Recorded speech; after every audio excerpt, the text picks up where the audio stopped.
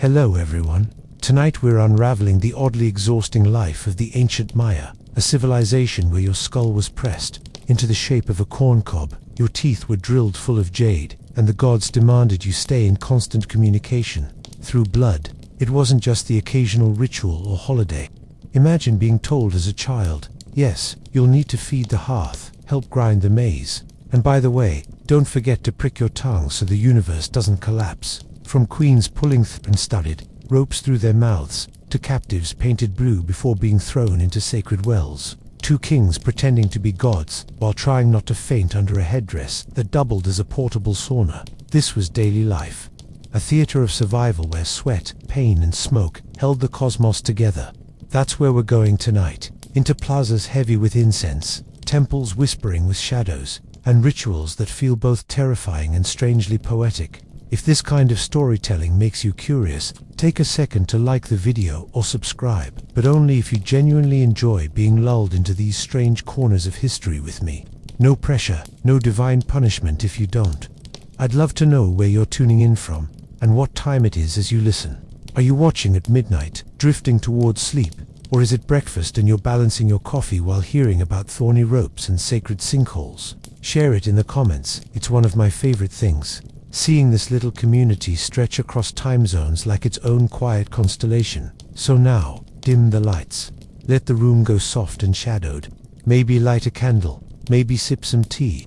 Let a fan hum in the background like distant jungle insects. Take a breath, and let's slip together into the smoky plazas, stone courts, and rain-soaked rituals of the Maya world.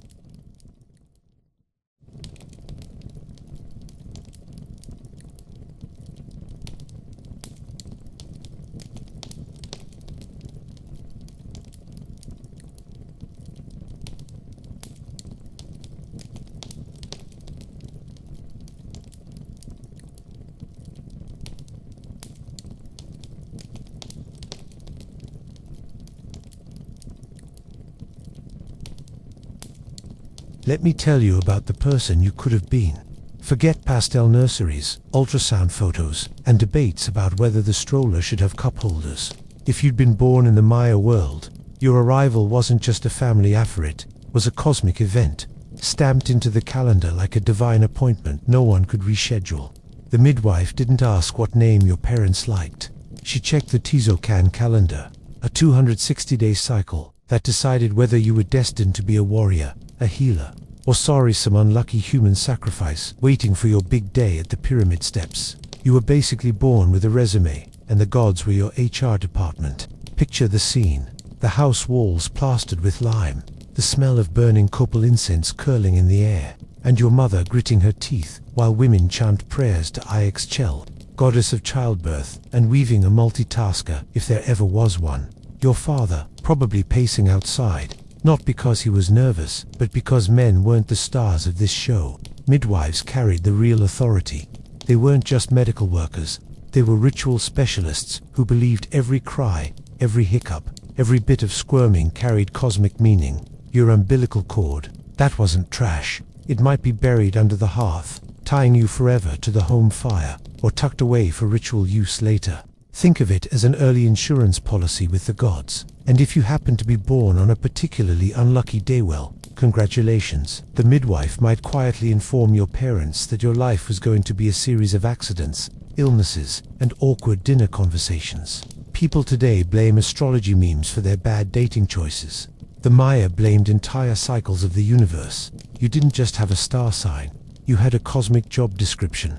If you were born under the sign of Ik, the wind, people expected you to be persuasive, maybe a priest or a trader. Born under Can, the seed, fertility was your department, whether that meant crops or babies. You didn't get to choose. It wasn't personality traits, it was destiny carved into the bones of time. And don't think for a second this was symbolic fluff.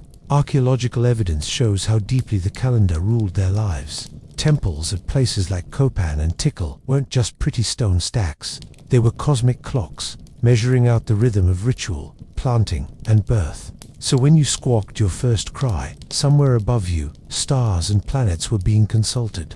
The Maya tracked Venus like a suspicious neighbor, believing its movements dictated war and peace. Imagine your parents looking at you and saying, Well, he's cute. But Venus is in a bad position. Guess he's doomed to a violent end. That's not the baby book memory you were hoping for. Oh, and the birth itself wasn't considered a private, intimate moment. It was closer to public liturgy. Midwives invoked deities, sprinkled water, and chanted blessings as if your tiny body was already another cog in the machinery of cosmic order. If things went wrong, if your mother struggled, or the baby came out in distress, that wasn't medical complication, that was a sign from Xibalba, the underworld, that forces were meddling. And if you survived, you'd spend the rest of your life paying back that cosmic debt with ritual offerings of your own blood. Yes, your first squeal was basically a promissory note written in veins. So before you ever learned to walk, your destiny was inscribed in time, your body marked as currency, and your household tethered to divine bookkeeping. No pressure, right? But you didn't have time to sulk, because once the midwives handed you back to your exhausted mother, the real shaping began. Not just shaping your future literally, shaping your head. So there you are, a newborn with destiny already stapled to your forehead, and the first thing your parents decide is to make that forehead flatter. That's right, cranial deformation wasn't an accident of bad pillows. Among the Maya elite, it was deliberate. Wooden boards bound against your skull in infancy to stretch it into a noble slope. Today, parents fret about whether their toddler should learn a second language or start piano lessons early.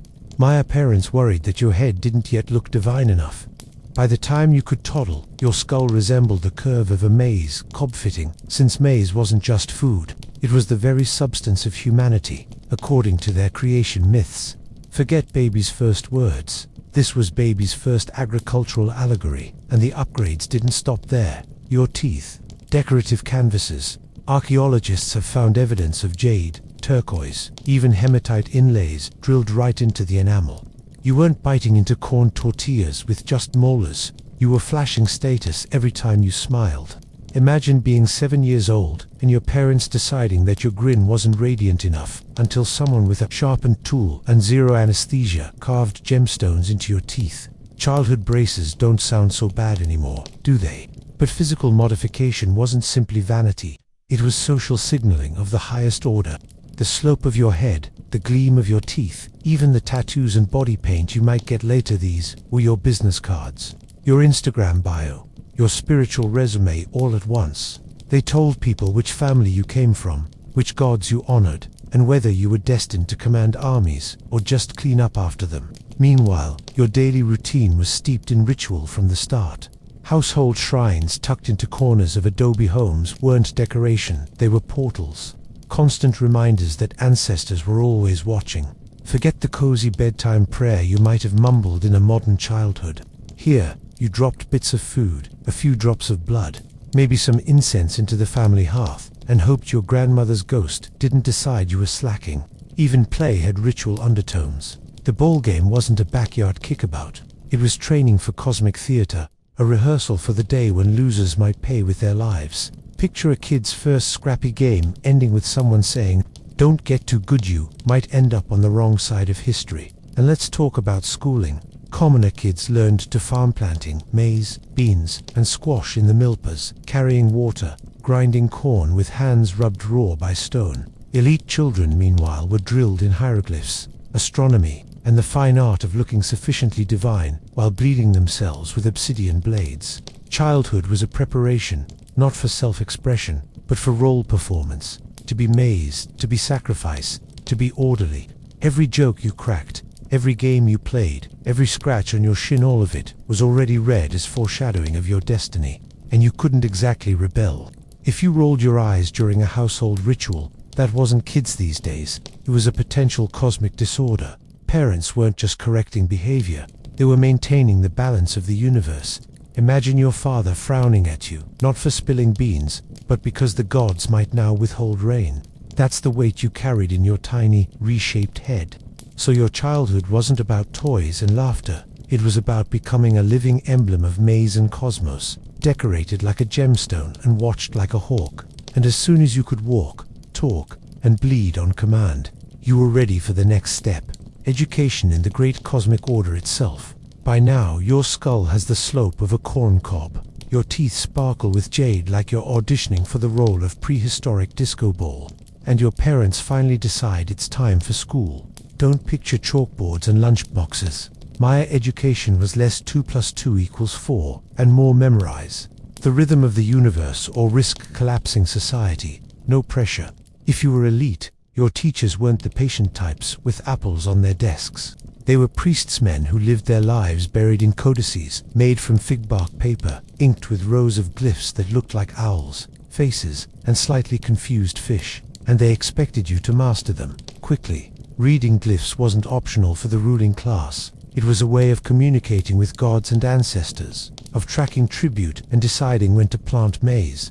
Imagine your math homework, deciding whether the corn harvest fails or thrives. Suddenly forgetting to carry the one feels apocalyptic. Astronomy was another subject shoved down your young throat, but not because it was charming to point at the stars. The Maya tracked Venus like modern people track stock markets. Its morning and evening appearances were tied to war, peace, and the right time to go raiding your neighbors. You were expected to know that when Venus rose, just before the sun, it was a signal for rulers to prepare for conflict. So yes, at 10 years old, you were essentially doing geopolitical strategy by stargazing.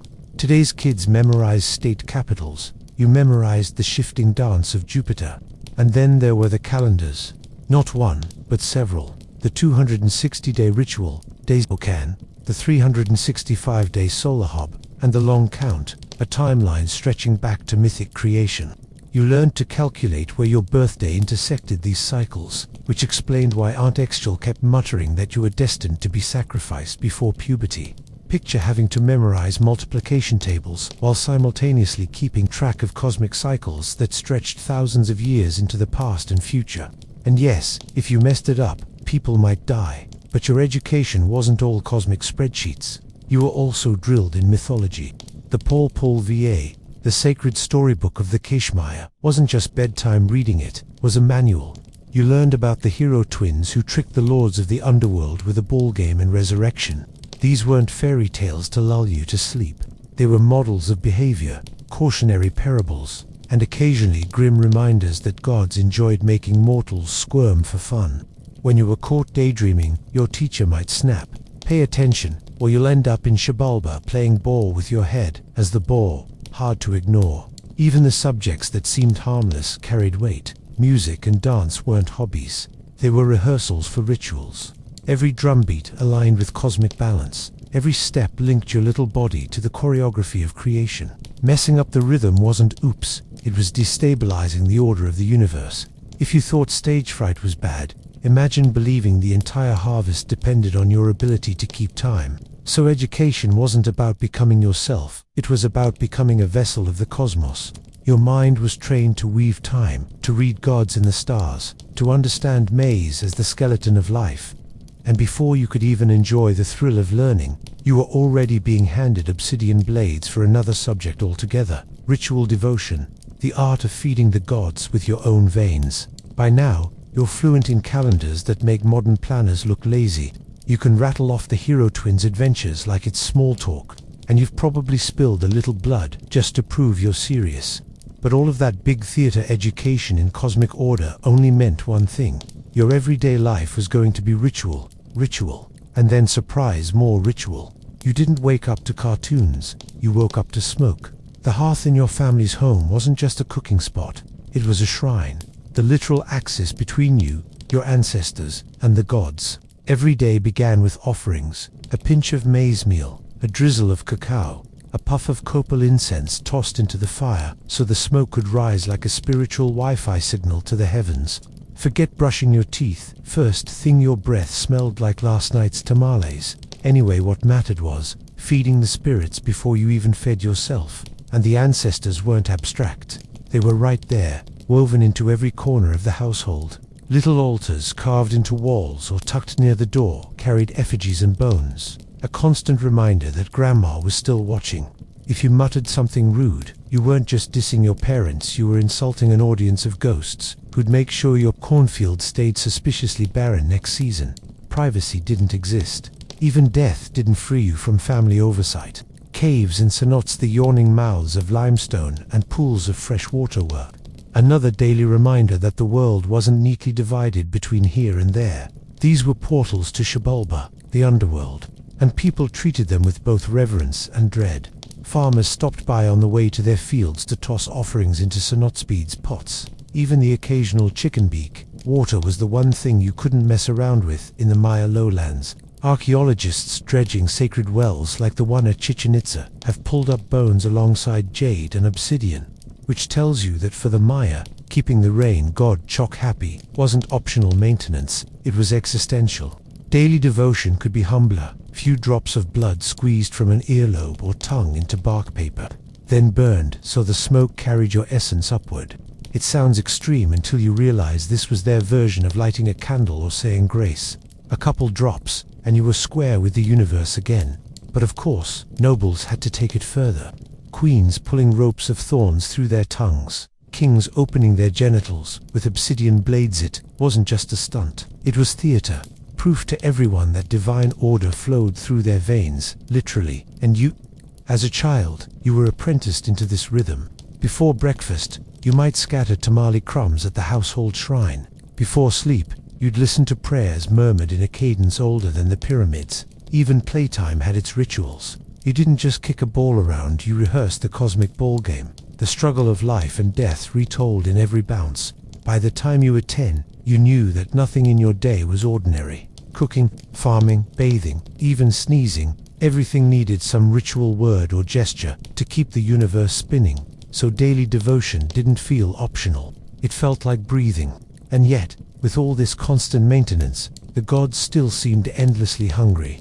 Household rituals fed the ancestors, but the bigger ceremonies demanded something more intimate, blood itself, dripping from the bodies of the very people expected to keep the cosmos in balance. So here's the thing, feeding the ancestors with tamale crumbs and incense only got you so far.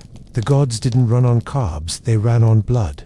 And not just any blood, yours. Imagine being told as a kid, "Yes, dear, it's wonderful you swept the floor and helped with the maze, but when will you start giving a respectable offering from your veins?" Childhood chores, Maya edition. Bloodletting wasn't fringe. It was the heartbeat of Maya religion. Nobles, especially, were expected to treat their own bodies like sacred fuel pumps. Priests didn't stroll around with donation bags, but obsidian blades, stingray spines, and thorns strung on ropes. If you were elite, your role wasn't to bleed once in a blue moon, it was to bleed often, publicly, and dramatically. A king might slice his earlobes, his tongue, or even his genitals, YEs. Those genitals to release precious drops that fell onto strips of bark paper. Then the paper was burned, and the rising smoke carried the essence skyward, as if your pain was an email delivered to the divine inbox. And queens, they weren't exempt.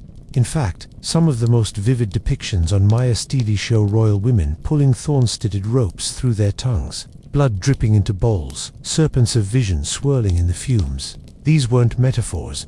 Archaeologists have found the tools. The stingray spines crusted with dried blood, the bowls blackened from ritual fires. You can almost hear the hiss of burning bark and the muffled groan of a noble trying not to faint while their subjects watched. Because make no mistake, this was a performance. When rulers bled, it wasn't a private act of devotion. It was a theater staged for the whole community. You didn't just lead through speeches. An army zoo proved legitimacy by showing the gods you were willing to shred yourself for their favor. Imagine modern politicians earning votes, not with debates, but with public tongue-piercing sessions. Campaign rallies would be a lot shorter, and the logic behind it was perfectly coherent in its own painful way. The gods had sacrificed themselves to bring maize, rain, and order into existence. Humans owed a debt, and what better way to repay it than by giving back the very essence of life? Every drop was cosmic currency, keeping the sun moving, the maize growing, and the rains falling. If the skies darkened or drought stretched too long, people didn't say, "Well, the climate's rough this year." They said, "Clearly, someone isn't bleeding enough, and if you think you could avoid it, no chance." Even commoners were expected to give small offerings now and then, a quick prick of the ear or finger, a drop into the fire. Nothing as theatrical as the royals, but still a reminder that your body was basically a walking wallet for divine tribute. So your veins weren't private property, they were public assets, managed by ritual specialists, displayed in plazas, and burned into the air as smoke serpents curling toward the gods. And as much as you might have dreaded each stingray spine, you also knew it was better than the alternative, being the one chosen not to bleed, but to die. Because if bloodletting was a sacred duty, human sacrifice was the nuclear option. If bleeding yourself felt like paying rent to the gods, then human sacrifice was foreclosure drastic, unavoidable, and very public.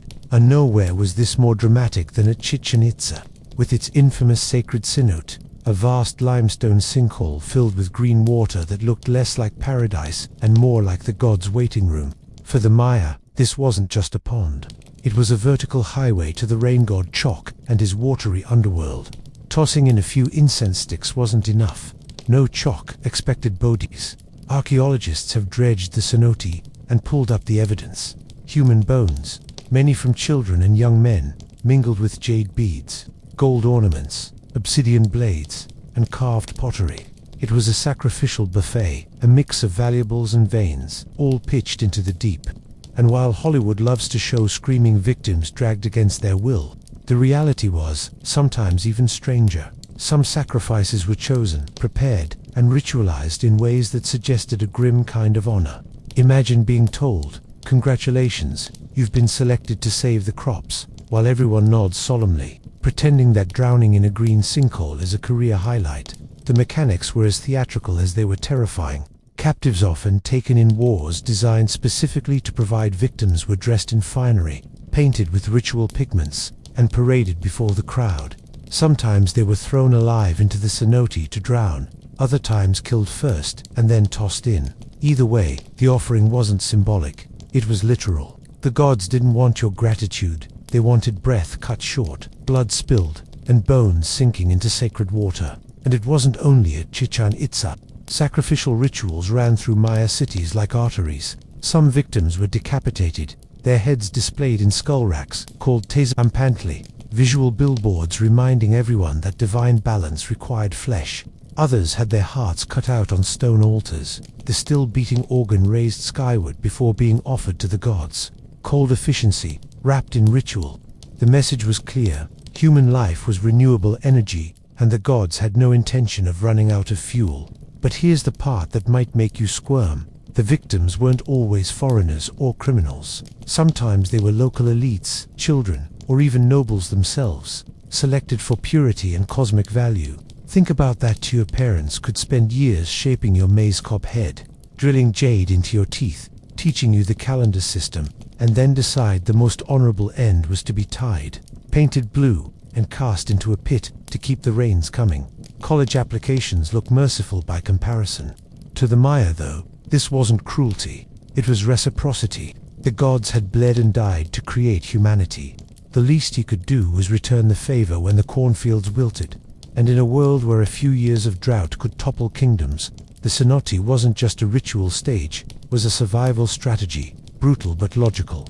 Better to sacrifice a few lives than watch an entire city collapse from famine. And standing on the edge of that cenote, watching Bodhis sink into green silence, you would have understood one thing deeply: life wasn't your own.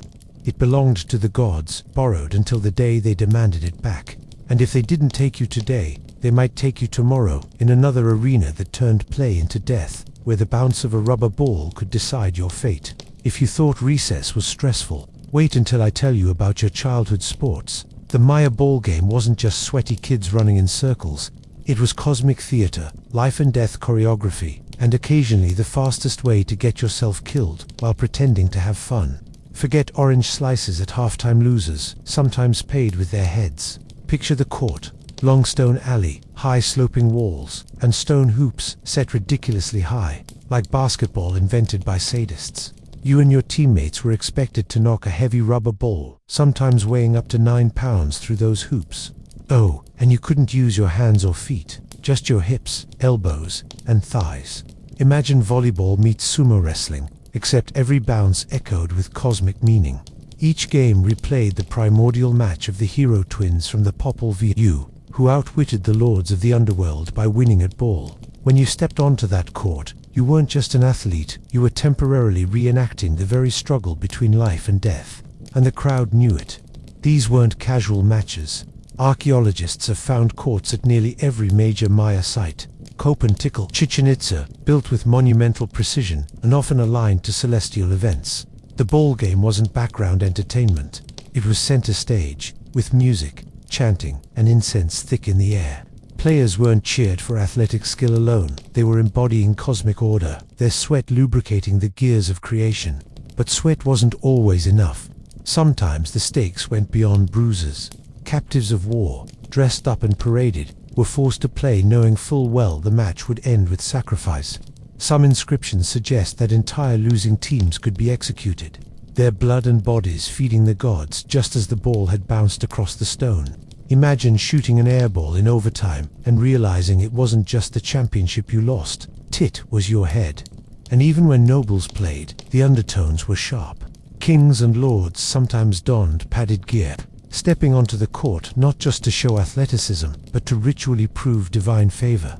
A victorious ruler could claim the gods had literally blessed his hips. Defeat, on the other hand, whispered that maybe the cosmos wasn't on his side. Think of it as political polling, except the margin of error involved obsidian knives. The game itself was punishing.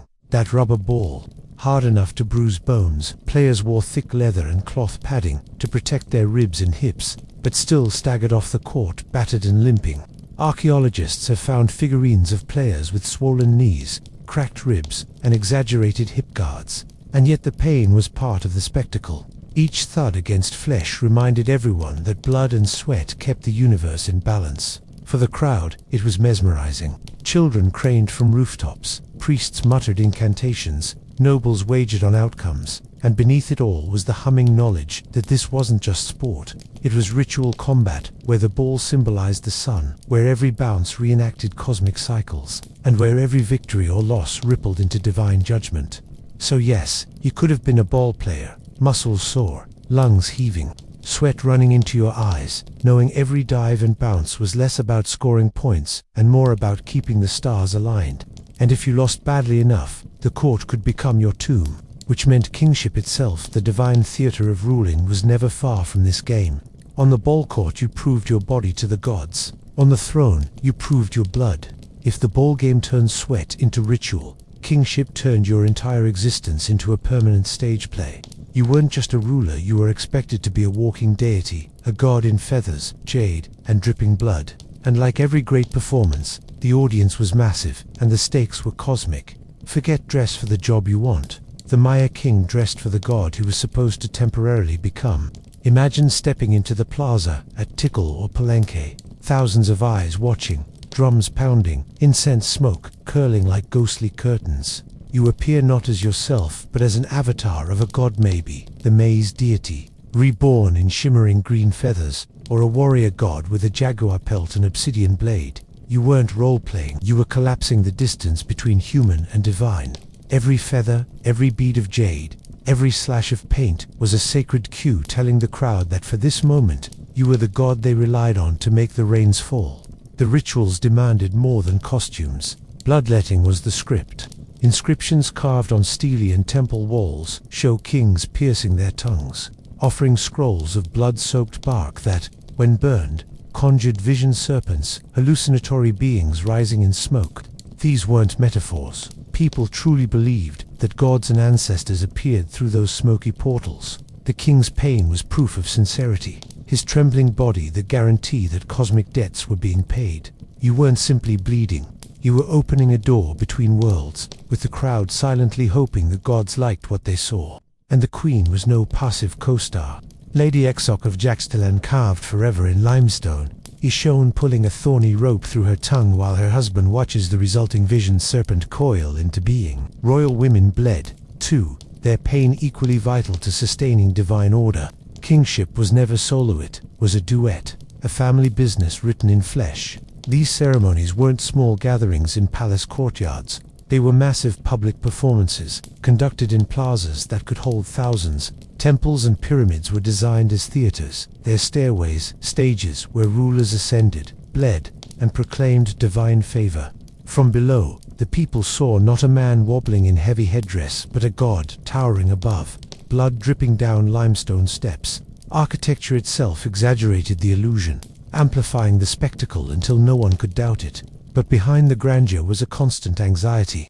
Every ritual had to succeed, every performance had to convince. A slip of the obsidian blade, a weak voice, an unimpressive vision. Serpentine suddenly whispers began. Maybe the king wasn't favored by the gods after all. And if the gods weren't with him, why should the people be? Kingship was legitimacy on loan, rented through pain and spectacle, revoked the moment a drought lingered too long or a rival city claimed better omens. So the king's life became an endless theater. He prayed, bled, dressed, and danced, not as himself, but as a god on rotation. One day maize deity, next day lightning lord, always another costume, another ritual, another script written in blood. And if you thought he could ever step off stage, think again. Even eating, sleeping, or sneezing could be interpreted as omens. Kingship wasn't a job you clocked out of. It was divine method acting that lasted a lifetime. And all this theater needed its stage.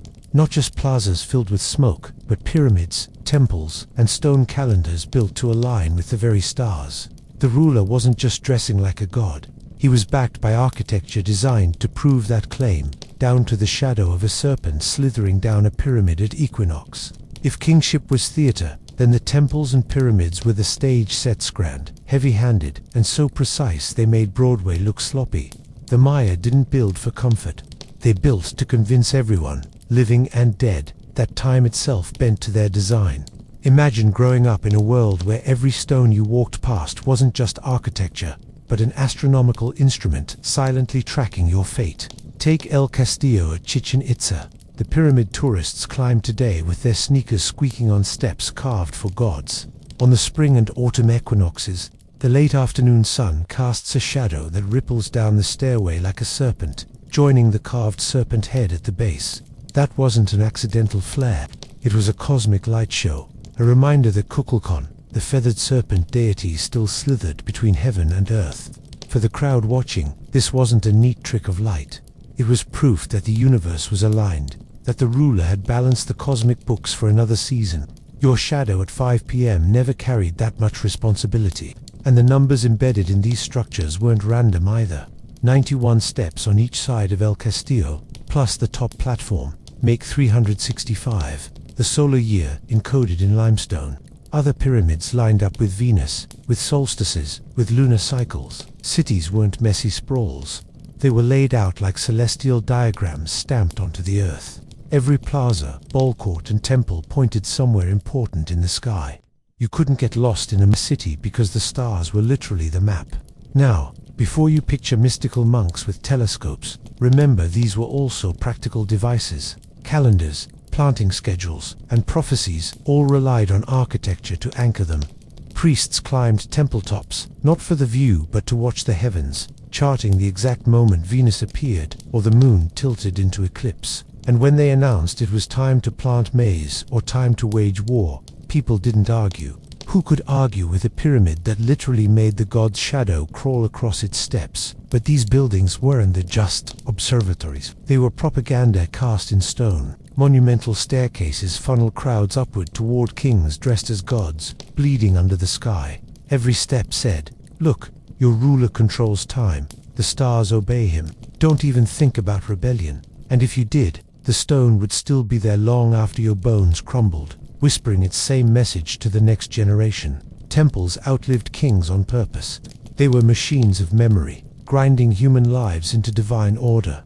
And don't forget the acoustics. Clap your hands at El Castillo, and the echo bounces back like the call of a sacred quetzal bird. The Maya didn't stumble on that by chance. They engineered it, turning applause into divine birdsong. It was subtle psychological warfare. Even your clap obeyed cosmic order. So every time you entered a plaza, you weren't just in a city, you were standing inside a calendar, a stage, a cosmic diagram designed to make you feel tiny and expendable. Architecture itself told you, you're not here to live freely, you're here to perform, to bleed, to be measured by shadows and stars. And presiding over this astronomical machinery was a class of men who knew how to read every omen and calculate every alignment. The priests, accountants of the cosmos, with ledgers not of numbers but of days and destinies. So, standing at the base of a pyramid, staring up at shadows shaped like serpents and echoes that sound like birds, you might have wondered, who's actually pulling the strings here? Spoiler, it wasn't just the king in his feathered headdress. Behind the divine theater lurked the real operators, the priesthood. They weren't robbed of background extras humming hymns. They were accountants of the cosmos, the ones with the passwords to the universe. Priests controlled the calendars, and in Maya society, calendars controlled everything. When to plant, when to harvest, when to go to war, when to marry, when to name your child, when to sacrifice your neighbor's cousin. Every decision flowed from the careful turning of sacred cycles. And who kept track of those cycles? Not the average farmer grinding corn until his hands went numb. It was the priests, perched atop temples, scribbling in bark paper codices with black and red ink, while everyone else just nodded and obeyed. You didn't question them, because questioning the priest was like questioning gravity. The codices themselves were power incarnate, folding screen books, crammed with glyphs of gods, stars, and numbers. Most people never saw them. Priests guarded them like state secrets, passing them from one generation of scribes to the next. When the Spanish arrived centuries later and torched almost all of them, only 4 survived. 4. That's how tightly the knowledge was locked away. Imagine a world where your entire calendar, your entire history, your entire understanding of time itself depended on books you weren't allowed to read. Suddenly, gatekeeping feels like a weak word. And it wasn't just astronomy. Priests were also diviners. People consulted them for omens before planting maize or starting wars. They threw beans, read the cracks in burned shells, and interpreted dreams with a confidence that would put modern therapists out of business. A bad dream, clearly a sign you owed the gods a bloodletting. A good dream, also a sign you owed the gods a bloodletting. Either way, you ended up with an obsidian blade near your skin, and the priest's authority stayed intact. Let's not forget taxes. Temples functioned like economic engines, hoarding tribute in the form of maize, cacao, cloth, and jade. While the king paraded around in golden feathers, priests managed the ledgers, deciding how resources flowed and which gods needed appeasing with what. They weren't just spiritual guides. They were bureaucrats with incense burners. The kind of people who could tell you your cow's death was a divine message, while also quietly collecting your last basket of corn for temple storage. And their influence was so total that they could make or break kings. A ruler's legitimacy depended on their ability to perform rituals on the right days, in the right way. And who determined those dates and rituals? The priesthood. Without their calculations, the king's bloodletting meant nothing. With their disapproval, even the most gilded ruler could be reduced to a man who didn't know how to read the sky. In some ways, kingship was theater, but the priests wrote the script, managed the stage lights, and decided when the curtain should drop.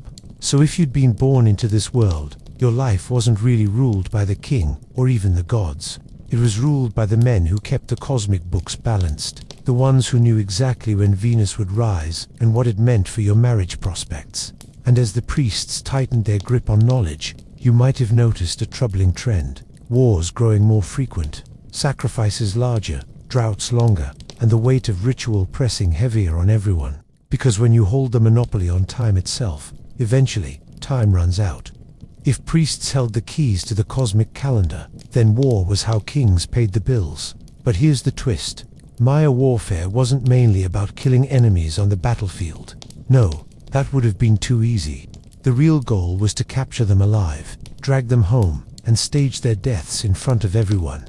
Imagine if modern wars ended, not with treaties but with halftime shows, where the losers were ritually slaughtered. That was the logic. Victory wasn't sealed until the blood hit the altar. And it wasn't random blood either. Elites were the preferred catch. Kings and nobles made the best sacrifices, their blue-painted bodies shimmering with prestige as they were offered to the gods. Regular soldiers, sure, they could be taken, but nothing pleased Chok or Kukulkan more than a rival city's lord bleeding out on your temple steps. A public relations campaign with veins. The battlefield itself was less about wiping out an enemy army and more about controlled chaos, with the goal of dragging captives back to your city. Spears, obsidian-edged clubs, and otlot spear throwers were designed not just to kill, but to disable and subdue. Archaeological evidence, fractured skulls, bound skeletons tells us this wasn't clean combat. It was messy, intimate, and terrifying, but with capture always prioritized over carnage. You wanted your rival alive enough to scream during the ritual. Once brought back, captives were paraded like trophies, dressed in borrowed finery, forced to play the ball game, or displayed in plazas. They were made to embody humiliation before becoming divine payment. Murals at Bonampak, for example, show bound prisoners with terror etched on their faces, blood streaming from fingernails ripped out during torture, surrounded by musicians and nobles watching the spectacle. Torture wasn't hidden, it was part of the ritual. Each drop of blood, a preview of the final sacrifice. And let's be clear, this wasn't sadism for fun, it was theology. The Maya saw war as an extension of cosmic order, the gods demanding captives to maintain balance. Priests could point to Venus rising in the morning sky and declare, "It's time for war." Kings obeyed, raiding neighbors, not just for land but for bodhi. Warfare was a subscription plan for the gods. You couldn't miss a payment without risking famine or drought. Of course, this system fueled an arms race. Rival cities raided each other endlessly, each needing sacrifices to prove legitimacy. Wars spiraled into cycles of vengeance, with whole dynasties built on who could bleed more captives for the gods. And the pressure on kings was relentless. Win battles, bring home prisoners, feed them to the temples, risk whispers that the gods were displeased, and maybe your cousin should sit on the throne instead. For commoners, this meant endless anxiety. You might be dragged into campaigns you didn't care about, watching your friends vanish into rival cities' cages. Or worse, you might end up the prisoner yourself, painted blue and trembling at the edge of someone else's sin. Warfare blurred the line between politics and religion until they were the same thing. Blood demanded, blood delivered. So while other civilizations fought wars for territory, the Maya fought wars for veins. And every new battle filled plazas with captives. Every captive filled temples with sacrifice. And every sacrifice was one more desperate attempt to convince the gods to keep the rain falling. But no matter how much blood spilled, the environment itself was beginning to rebel, setting the stage for droughts and shortages that no war trophy could fix. Not everyone was born to wear jade and bleed on stage. Most of the population had a much simpler fate, farming until your spine cracked, paying tribute, and praying the gods didn't notice you long enough to keep you alive another season. Being Maya wasn't all pyramids and cosmic calendars. It was also maize, beans, squash, and more maize. Your hands were your tools, your back was your plow, and your diet was so corn-heavy your skeleton practically fossilized with it. Modern bioarchaeology shows enamel wear and lesions that scream. These people chewed maize all day, every day. Your day began early, not because you were excited to greet the sun, but because the fields demanded it. Slash-and-burn agriculture meant you cleared forest, planted milpas, and then spent the next months bent over crops under a heat that felt like punishment. And you weren't just farming for yourself. Tribute rolled upward. Maize, cacao beans, textiles, even salt, all flowing into the warehouses of temples and nobles. Taxes weren't negotiable. If a priest said Chok wanted a sack of maize, you didn't argue unless you fancied being the next blue-painted body at the sin. Women's work was no lighter.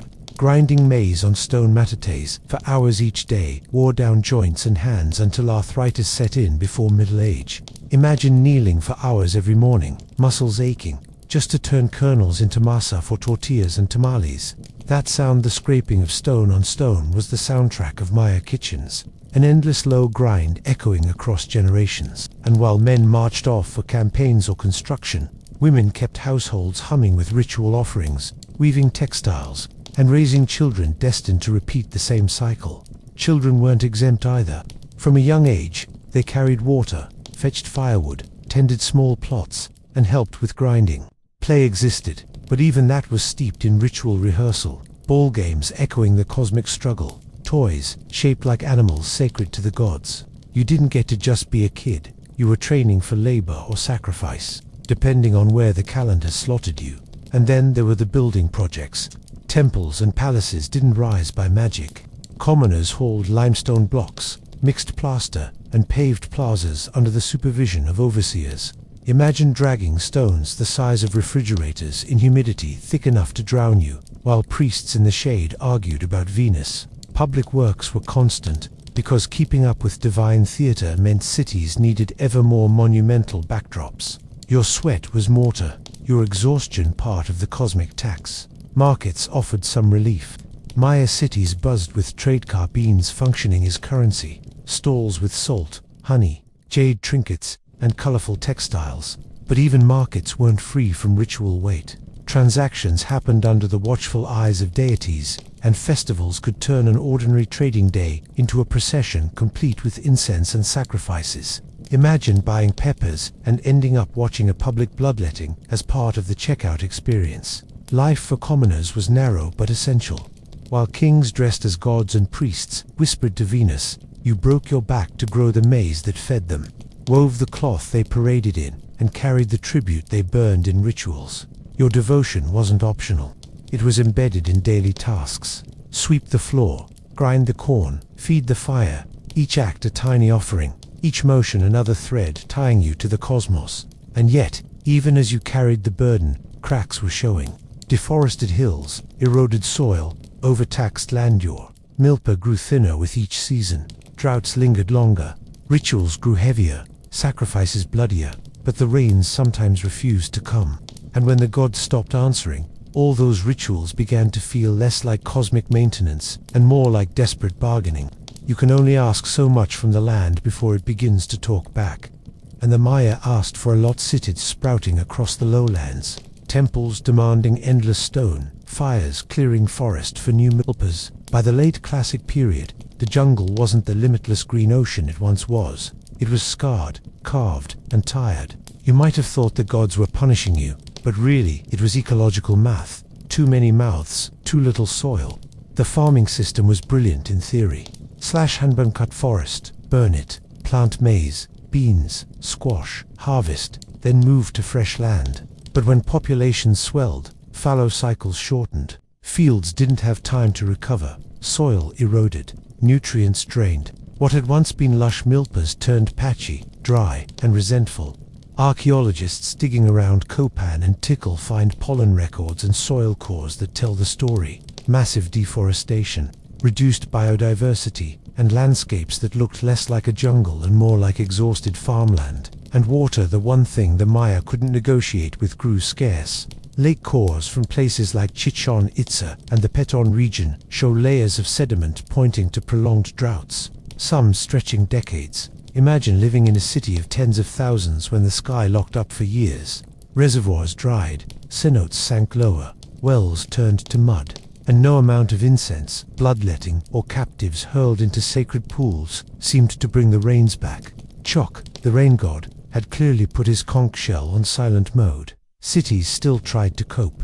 Ingenious systems of reservoirs, canals, and cisterns dotted the lowlands. Some urban centers even paved entire plazas to channel rainwater into underground tanks. But drought doesn't care how clever your plumbing is. When the rains failed, water politics became survival politics. Whoever controlled the reservoirs controlled life. Suddenly, priestly calculations about Venus rising weren't as comforting as the sight of a cracked, empty water basin. And the more the environment strained, the harder the rituals pressed down. Kings doubled sacrifices, priests demanded greater tribute, and the people bled more heavily, hoping to convince the heavens. But ecological stress doesn't listen to obsidian blades. The rains refused, crops withered, families abandoned fields, trickling toward cities already bursting with mouths to feed. Starvation shadows hung over plazas that once echoed with music and ritual chants. Archaeological surveys show entire regions shifting, villages abandoned, cities shrinking. Bones from burials tell of malnutrition.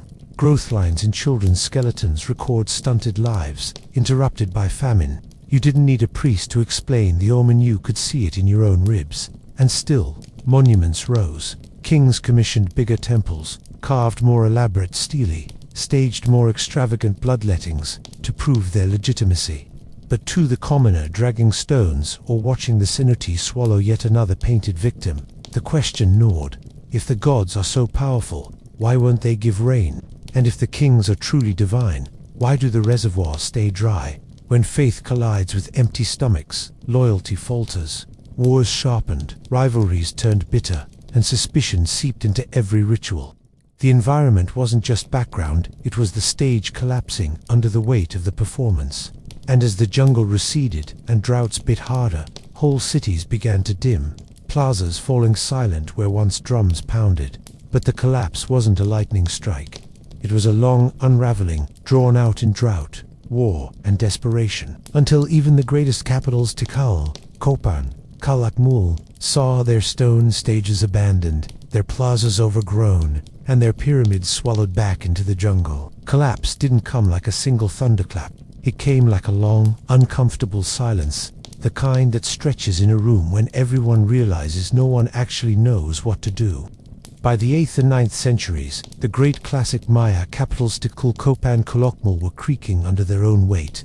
You can see it in the archaeology, monuments getting smaller, inscriptions fading out mid-sentence, construction projects abandoned, half-finished, as if the workforce simply put down their tools and walked away. The droughts didn't help. Pollen records show maize fields shriveling, reservoirs dried to mud. Famine wasn't a rare disaster anymore. It was the background hum of daily life. People were malnourished. Skeletons show lesions from hunger. Children's bones record stunted growth. Rituals that once promised prosperity began to look like empty gestures. A king could cut his tongue to ribbons and bleed onto bark paper, but if the rain still refused, it was hard to keep convincing people that he was the hinge of the cosmos. And that's where the political system began to fracture. Maya kingship was built on theater, the idea that rulers were divine actors holding the universe together. But when crops failed and temples demanded more tribute, the performance started to ring hollow. Inscriptions tell of wars erupting everywhere, not just between great cities but within regions. Petty lords turning against former allies. Murals that once depicted triumph and divine order shifted into images of captives, torture, and desperation. Power became brittle, fragile as plaster in the rain. Incopan dynasties that had ruled for centuries collapsed so abruptly that the last kings could barely finish their monuments before disappearing from history. In Tikal, once the jewel of the lowlands, stele stopped being carved, plazas fell quiet, and jungle vines crept across stones that had echoed with ritual for centuries. Across the southern lowlands, cities emptied, their monumental cores abandoned, populations dispersing into smaller settlements or migrating northward. It wasn't a Hollywood apocalypse. No single day when the Maya vanished. They didn't disappear, they adapted, shifted, moved. But the great urban centers, the colossal pyramids and sprawling plazas, could no longer be sustained. Too many mouths, too few resources, too many wars fought to feed temples instead of people. When the environment strained, the politics buckled. And when the politics buckled, the whole cosmic drama unraveled. Imagine walking through a city as it was emptying. Temples still standing tall, murals still bright with painted gods, incense still clinging faintly to the air, but no crowd, no drums, no laughter, just abandoned houses, dry fields, and silence broken only by howler monkeys reclaiming the plazas. The pyramids weren't toppled, they were simply left behind, like stages where the actors never returned. And yet, the rituals didn't stop overnight.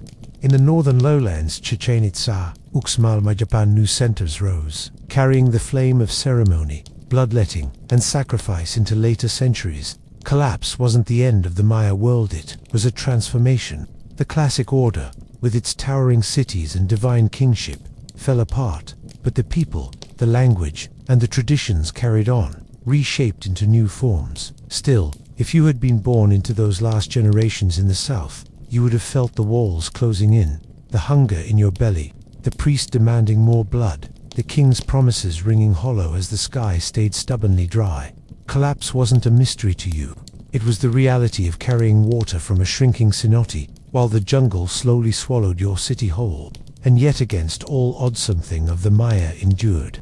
Because collapse doesn't erase, it transforms, it scars, it whispers forward. Which brings us to the most stubborn fact of all. Even after cities fell silent, the legacy never left. So the plazas emptied, the temples grew vines, and the jungle began whispering over once thundering capitals. But here's the thing, the Maya didn't vanish. They never vanished.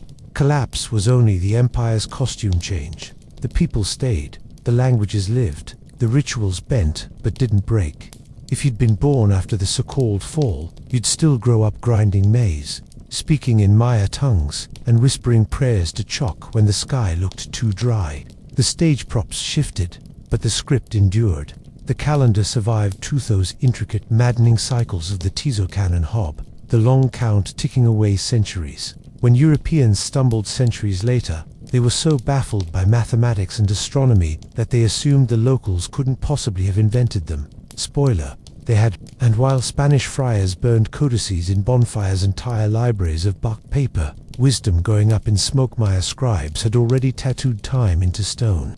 You can still walk through ruins today and read the dates of coronations, wars, and cosmic reckonings carved into limestone, the past refusing to stay buried, and the rituals. They morphed, but they didn't disappear. Bloodletting lost some of its grandeur, but offerings of copal, incense, food, and prayers carried on, tucked into Catholic ceremonies, blended into festivals, hiding in plain sight. You can still see it in modern highland Guatemala, shamans lighting candles, scattering flower petals, burning incense at altars layered with Christian saints and ancient deities. Continuity disguised as conversion. Even the ballgame refused to die. The modern ulama in parts of Mexico still echoes the ancient sport rubber, balls slammed with hips, played on dusty courts, the echoes of cosmic drama now recast as community tradition. The rules softened, nobody's losing their head at halftime anymore. But the rhythm remains, a heartbeat across centuries. And the language, 30 or so Mayan languages, are still spoken today, from Yucatan to Guatemala, by millions of people. Every word is a survival, every sentence a small rebellion against centuries of erasure. You could walk through a market in Chiapas or Quetzaltenango and hear conversations that carry the weight of calendars older than most nations on Earth. Collapse? Not exactly. More like endurance under new rules. But there's a darker continuity too. The looted tombs, the shattered temples, the bones of kings and children displayed under fluorescent museum lights for tourists to gawk at while eating ice cream. Imagine being a pharaoh turned souvenir. That's the fate many Maya kings share, reduced from living gods to skeletons in glass boxes. And yet, even that indignity proves survival. They're still here, still speaking, still being remembered, even if the context has been twisted. So if you'd been born into the Maya world, your life might have been a cycle of blood, maze, and ritual. You might have seen cities rise and fall, gods praised and doubted, priests whispering omens even as drought cracked the earth. But if you'd been born later, or if you were born today, you'd still find the thread woven in language, in food, in prayers whispered at dawn. Because the Maya world didn't end. It shifted, stubborn, quiet, still humming under the surface. And that's the real irony. The civilization obsessed with time never really ran out of it. The kings are gone, the temples half buried, but the people remain, still grinding maize, still whispering to the sky, still carrying calendars in their words. The collapse wasn't erased. Collapse was continuity in disguise.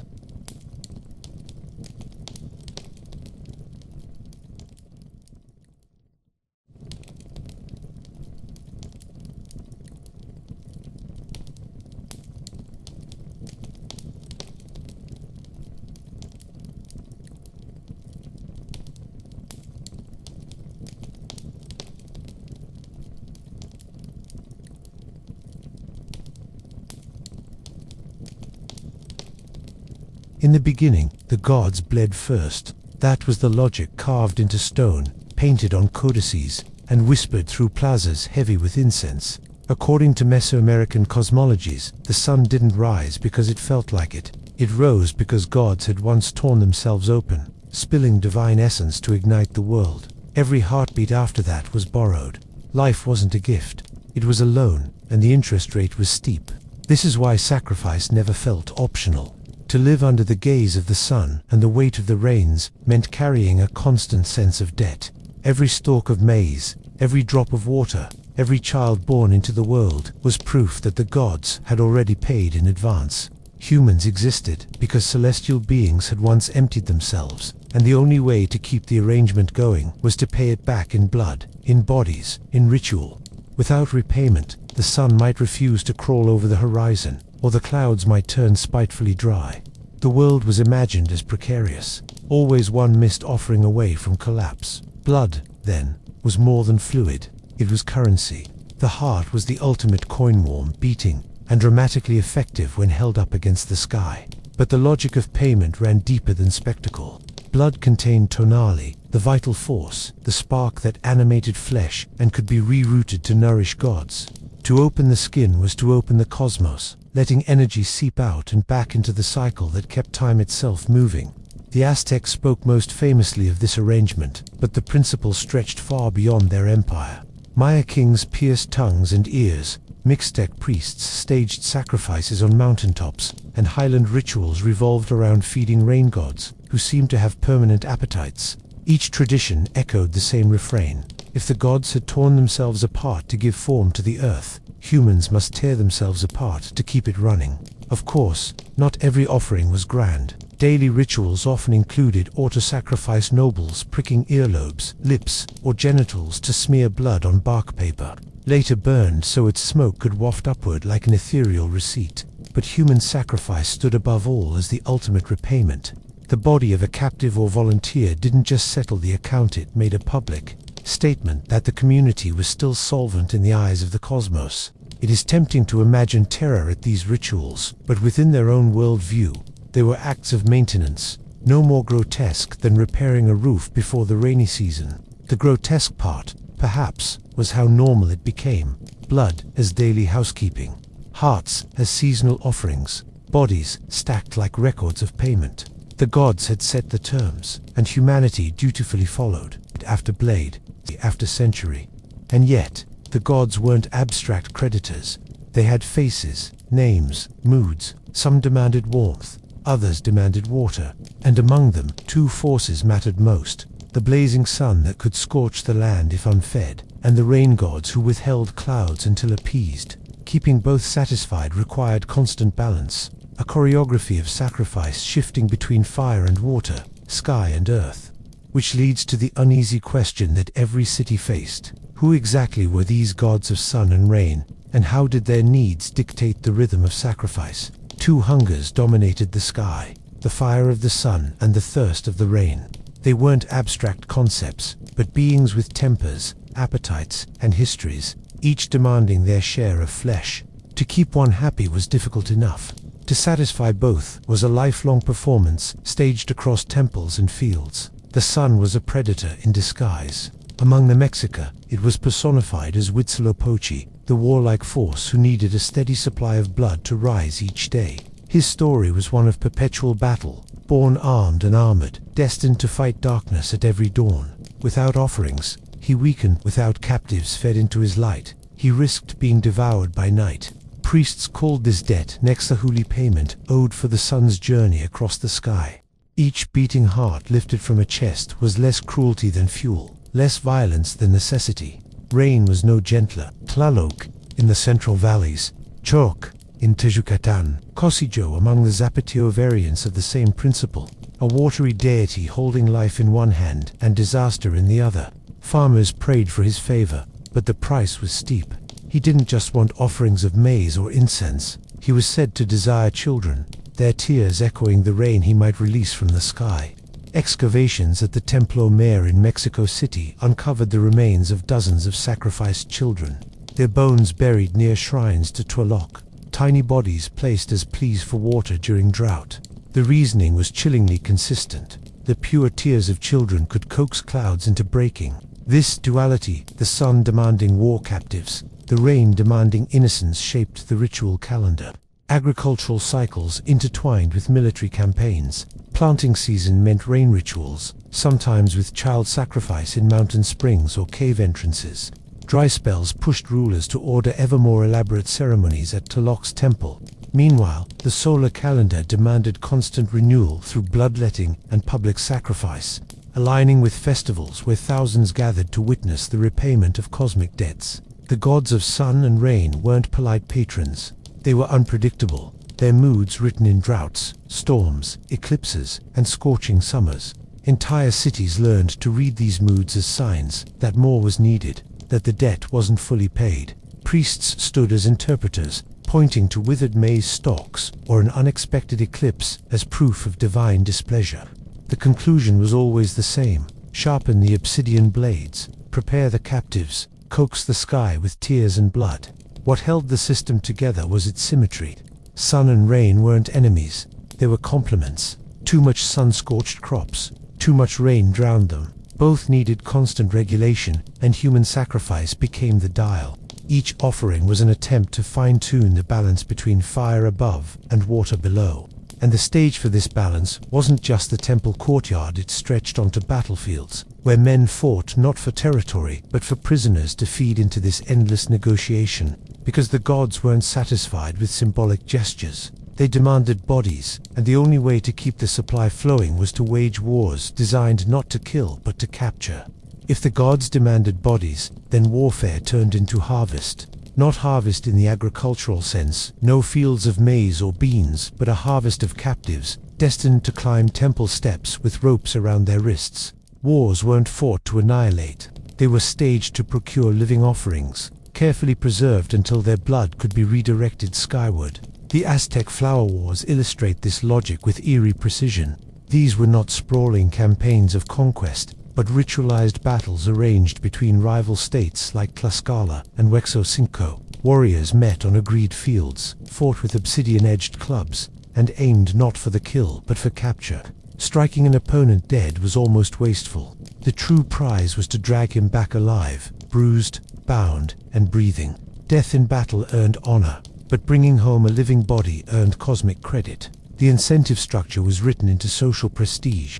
A young warrior who returned with his first captive could claim higher rank, the right to wear certain garments, the admiration of women, and a step closer to noble status. Fail to capture anyone, and you remained at the bottom rung of society, a commoner in both name and opportunity. Warfare was a career ladder made of blood, each captive a rung, and the more important the captive, the greater the repayment.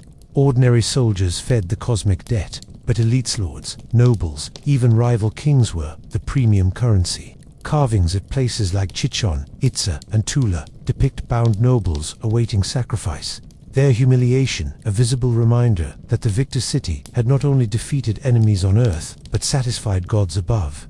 A captive's rank was paraded before the people, a double victory, political domination wrapped in divine legitimacy. The process was formal. Captives were marched back to cities, paraded through plazas, and held for specific festival dates. They were often dressed in ritual costumes before the enzyme painted with the blue of sacrifice. Others adorned with feathers and jewelry, so that, in their final moments, they resembled the very deities they were about to nourish. The irony was sharp. A prisoner could be costumed as a rain god and then drowned, or as a solar warrior before his heart was lifted toward the sun.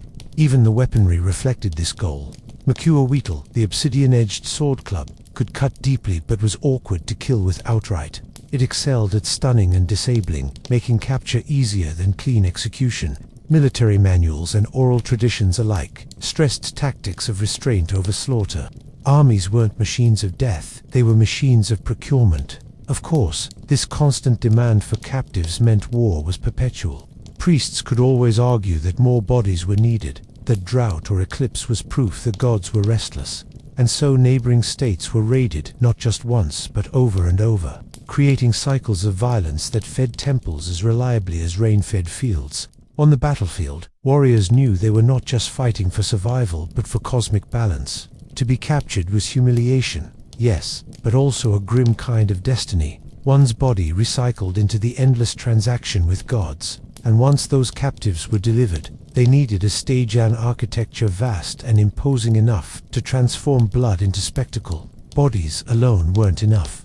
The gods wanted spectacle, and humans built stone landscapes to provide it. Across Mesoamerica, pyramids and temples rose not just as monuments to power, but as vertical artery stairways, where blood could flow from the human world into the heavens. The higher the temple, the closer the offering to the sky. The Templo Mayor in Tenochtitlan is the most infamous example. A dual pyramid crowned by shrines to Huitzilopochtli, god of the sun and war, and Tlaloc, lord of rain and fertility. Two temples, side by side, so that in one space you could both fuel the dawn and coax the clouds. Victims climbed the stairs painted blue, their hearts lifted in the eastern light or offered toward the looming storm clouds. Archaeologists digging at the site have uncovered layers of skulls, ceremonial knives, and dedicatory offerings. Jaguar bones, serpents carved in stone, and fragments of obsidian still sharp enough to cut. But the pyramid wasn't the only stage. Cenotes, the natural sinkholes of the Yucatan, served as watery portals to the underworld. At Chichen Itza, divers have pulled up the bones of sacrificial victims, along with jade beads, obsidian blades, and gold discs. The logic was geographic. Water-filled shafts led downward to the realm of the rain gods. What better place to throw offerings than into the literal throat of the earth? To drown captives there wasn't random cruelty. It was a message sent by way of water. Elsewhere, Tezampantli wooden racks for displaying skulls-lined temple courtyards. Rows upon rows of bleached faces stared back at the crowd, not just trophies of war, but proof that the community had paid its dues. Spanish chroniclers, horrified, claimed to see thousands of skulls mounted, though archaeological reconstructions suggest fewer. Even so, the effect was undeniable. Temples surrounded by silent witnesses, whose empty eyes reinforced the idea that sacrifice was endless, that the gods never stopped collecting. Architecture worked as theater. Every step, every platform, every altar was designed for visibility. Crowds gathered below, watching priests move with rehearsed precision, obsidian blades flashing in sunlight. Music accompanied the ritual's drums, shells, flutes layering sound onto stone. The height of the temples amplified the drama. A heart lifted into the air could be seen by thousands, and blood streaming down steps marked the pyramid itself as a conduit between worlds. Even in smaller towns, the principle held. Modest temples, carved altars, and caves stood as microcosms of the same belief. Sacrifice needed to be anchored in stone and space. The act was never private, it was built into architecture, so that ritual became part of the landscape, impossible to ignore, and with stone came permanence. Temples preserved the memory of sacrifice long after bodies decomposed. Skulls might rot, but stairways stained dark kept telling the story. To walk up those steps barefoot was to feel the residue of centuries of offerings pressed into porous stone. Yet architecture wasn't just about awe, it was also about control. Temples gathered people, organized plazas, and forced communities to witness the exchange between humans and gods. To stand in the shadow of a pyramid was to feel the inevitability of the cycle that blood would always run, that gods would always demand. And once the stage was built, the choreography had to follow. Which brings us to the mechanics themselves, the obsidian, the rituals, the exact methods by which blood was coaxed from flesh and transformed into nourishment for the sun and the rain. Once the stage was set, the performance began. Sacrifice wasn't chaos, it was choreography, refined over centuries until every gesture, every drop of blood, carried symbolic weight. Priests weren't butchers, but specialists, each movement calculated to feed the gods correctly.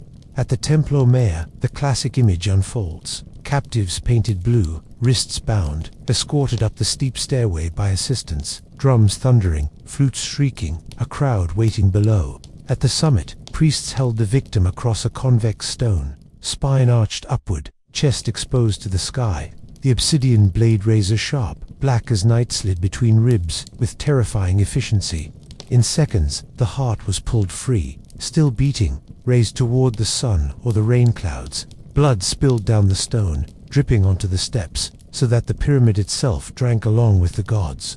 But this was only one method. Decapitation was another, especially in contexts tied to fertility and renewal. Carvings from places like Chichen Itza show ballplayers losing their heads, serpents of blood transforming into maize stalks. Symbolism wasn't subtle. The head fell, crops grew, the cycle continued.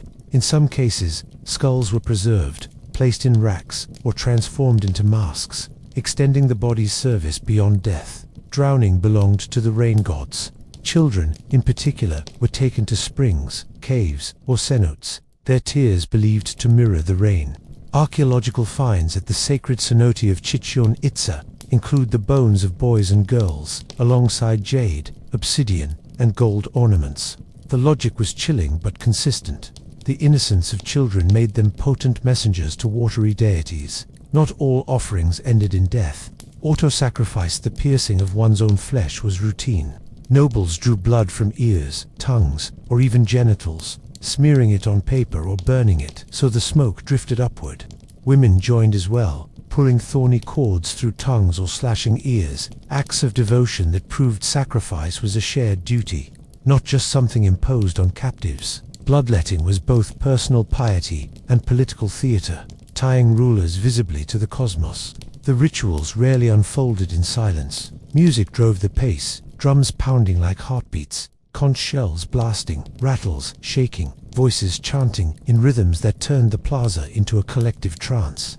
Incense thickened the air, copal resin smoldering until the smoke blurred edges of stone and sky. Spectacle mattered. Sacrifice wasn't hidden behind walls. It was staged for maximum effect, a visceral reminder that everyone's lives were tethered to divine hunger.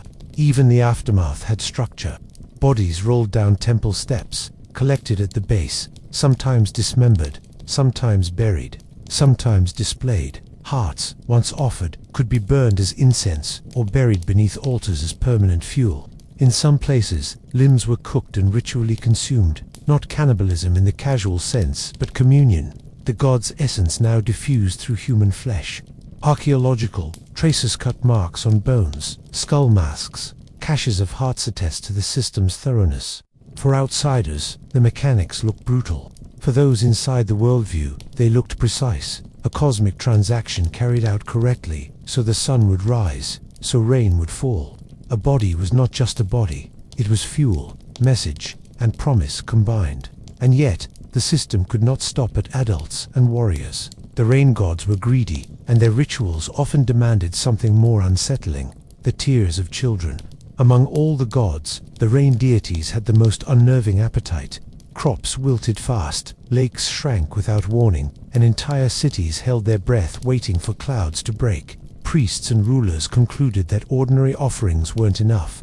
To coax rain, the gods required something purer, closer to innocence, which is why children were singled out as the most potent messengers. Tlaloc in the central Mexican valleys, Choc among the Maya, Cosijo with the Zapotekic demanded child victims in their own way. Archaeology confirms it with grim clarity. Excavations at the Templo Mayor in Mexico City revealed the skeletons of dozens of children buried with miniature figurines, carved shells, and tiny ceramic vessels. At Chichen Itza, divers exploring the sacred city pulled up bones of boys and girls, often accompanied by jade beads and ornaments. These were not metaphorical stories, they were rituals etched into the soil and water. The reasoning was cruelly consistent. The tears of children mirrored the rain. Their cries were not just tolerated but desired, interpreted as omens of abundance. Sources describe priests sometimes encouraging tears before the sacrifice, ensuring the gods would hear the echo. Death itself came in different forms: drowning in cenotes or mountain springs, heart extraction before Tloc's shrine, burial in watery caves. Each method tied the body to the cycle of fertility. The message always the same: we return innocence to purchase sustenance. The practice horrified Spanish chroniclers, who described it in shocked detail. But even stripped of colonial exaggeration, the evidence is undeniable. Cut marks on bones, positioning of burials, ritual offerings of shells and aquatic animals alongside the remains all point to rain-scented sacrifice. These were children not chosen randomly but ritually prepared, their deaths framed as the price of harvests, the insurance against drought. To the communities performing these rituals, the act was not sadistic indulgence but necessity. Droughts could last years.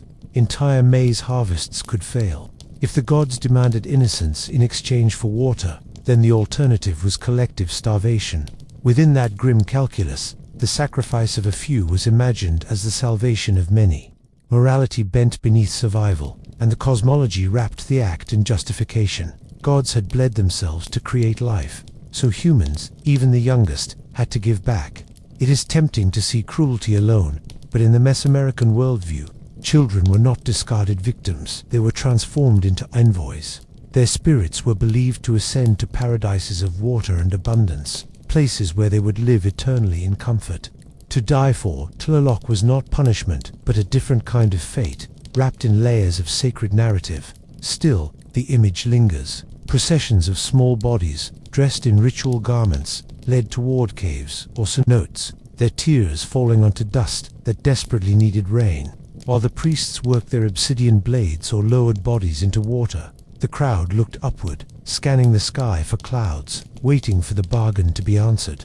And as unsettling as these rain offerings were, they also reveal the deeper truth. Sacrifice wasn't just religious devotion, it was political performance, binding rulers to the cosmic stage, proving to subjects that they alone could negotiate with the sun and rain. Ritual blood wasn't just for the gods, it was for the crowd too. Every sacrifice doubled as political theater. a reminder that kings were not only rulers of flesh and stone, but brokers of the cosmic economy. If the sun rose and the rains came, it was because the ruler had done his job, fed the sky correctly. Fail, and his authority cracked as quickly as a drought-stricken field. Mesoamerican kingship thrived on this logic. To ascend the throne, a ruler staged ceremonies where captives were sacrificed in public plazas. The message was unsubtle. I control life, death, and therefore the favor of the gods. Each victim's blood was currency, and the king was the cashier, handing it upward while the community watched. Public witnessing mattered as much as divine nourishment. Without thousands of eyes on the ritual, the transaction lost its force. Architecture helped. The Great Pyramids weren't just stages for sacrifice, they were platforms for legitimacy. When priests tore open a captive's chest at the summit of the Templo Mayor, the king stood beside them, framed by the twin shrines of Huitzilopochtli and Tlaloc. Crowds below saw not just the death, but a cosmic endorsement, their ruler in direct partnership with gods of sun and rain. The ruler himself bled too. Through auto-sacrifice, piercing his tongue, ears, or genitals, he proved that he personally paid the debt alongside the captives. Jade-encrusted nobles joined, their blood smeared on bark paper, then burned so its smoke curled skyward. This was leadership by incision, kingship defined less by crown than by cuts. To bleed was to rule, to refuse was to invite whispers of weakness. War fed directly into this performance. Victories brought home captives, and captives became ritual fuel. A king's prestige rose with the number of bodies he could deliver to the temples. Inscriptions from Maya cities like Yaxchilan show rulers parading bound prisoners before altars, their humiliation a political billboard carved into stone. A leader who couldn't provide sacrifices was no leader at all, just a pretender standing in front of hungry gods. Sacrifice also diffused dissent. Public rituals turned collective anxiety, drought, famine, eclipse into visible resolution. When crops failed, it wasn't just nature misbehaving. It was a sign that more bodies were needed, and the ruler's answer was always swift. Sharpen the obsidian, gather the captives, renew the world in blood. In this way, ritual violence doubled as crisis management, converting chaos into a performance of order. Yet the spectacle was fragile. If rains failed, even after children were drowned, or if drought persisted after hearts were lifted skyward, murmurs could spread. Was the ruler losing divine favor? Was another dynasty better suited to pay the gods' bills? The line between legitimate king and failed mediator was as thin as a blade's edge. Still, the political gamble paid off for centuries. Sacrifice bound kings, priests, and commoners into one audience, one stage, one logic. That survival required public killing. And if kings were expected to manage divine appetites, nobles and ordinary people alike were also folded into the economy of blood, each on their own scale. The grand festivals with hearts lifted skyward were only the tip of the blade. Beneath the spectacle stretched a quieter, steadier economy, an everyday trickle of blood and offerings that kept the cosmic accounts balanced between major payments. Kings could stage colossal rituals once a season, but the gods didn't wait politely between feasts. They wanted constant snacks, and ordinary people provided them. Auto-sacrifice was the routine method. Nobles pricked earlobes or pierced tongues with stingray spines, smearing blood onto strips of bark paper. These strips, folded neatly, were then burned in ceramic bowls so the smoke could ascend, carrying the essence upward. Women joined too, drawing blood from their tongues or thighs during household ceremonies. The cuts were small, but the symbolism was immense. Even in private spaces, families kept their part of the cosmic bargain. Bloodletting was framed as personal devotion, but it also reinforced hierarchy. Nobles gave more, often in public, while commoners stuck to smaller gestures. Yet everyone, in their way, contributed. To live without offering was to risk not only personal misfortune, but the suspicion that one wasn't pulling their weight in maintaining cosmic order. The body was less private property than shared resource, constantly tapped for drops of vitality. Animals were folded into the cycle too. Dogs, birds, and deer were sacrificed as substitutes or supplements, their blood and bones added to offerings. Archaeologists excavating Maya sites have found caches of animal remains buried beneath altars, layered with shells, obsidian flakes, and pottery fragments. These weren't random dumps, they were carefully arranged, miniature versions of the larger sacrificial system. Even honey and cacao, precious goods of daily life, could be poured out as liquid offerings, sweet bribes to gods of fertility and rain. Incense filled the gaps where blood wasn't available. Copal resin, a sticky tree sap, was burned in censers until smoke clouded the air. It was the perfume of devotion, rising in curls that blurred stone and sky, believed to carry prayers along with it. But incense alone rarely sufficed. Priests often mixed it with traces of blood drops, squeezed from ears or tongues to give the offering real vitality. Even in smoke, the gods preferred their cut.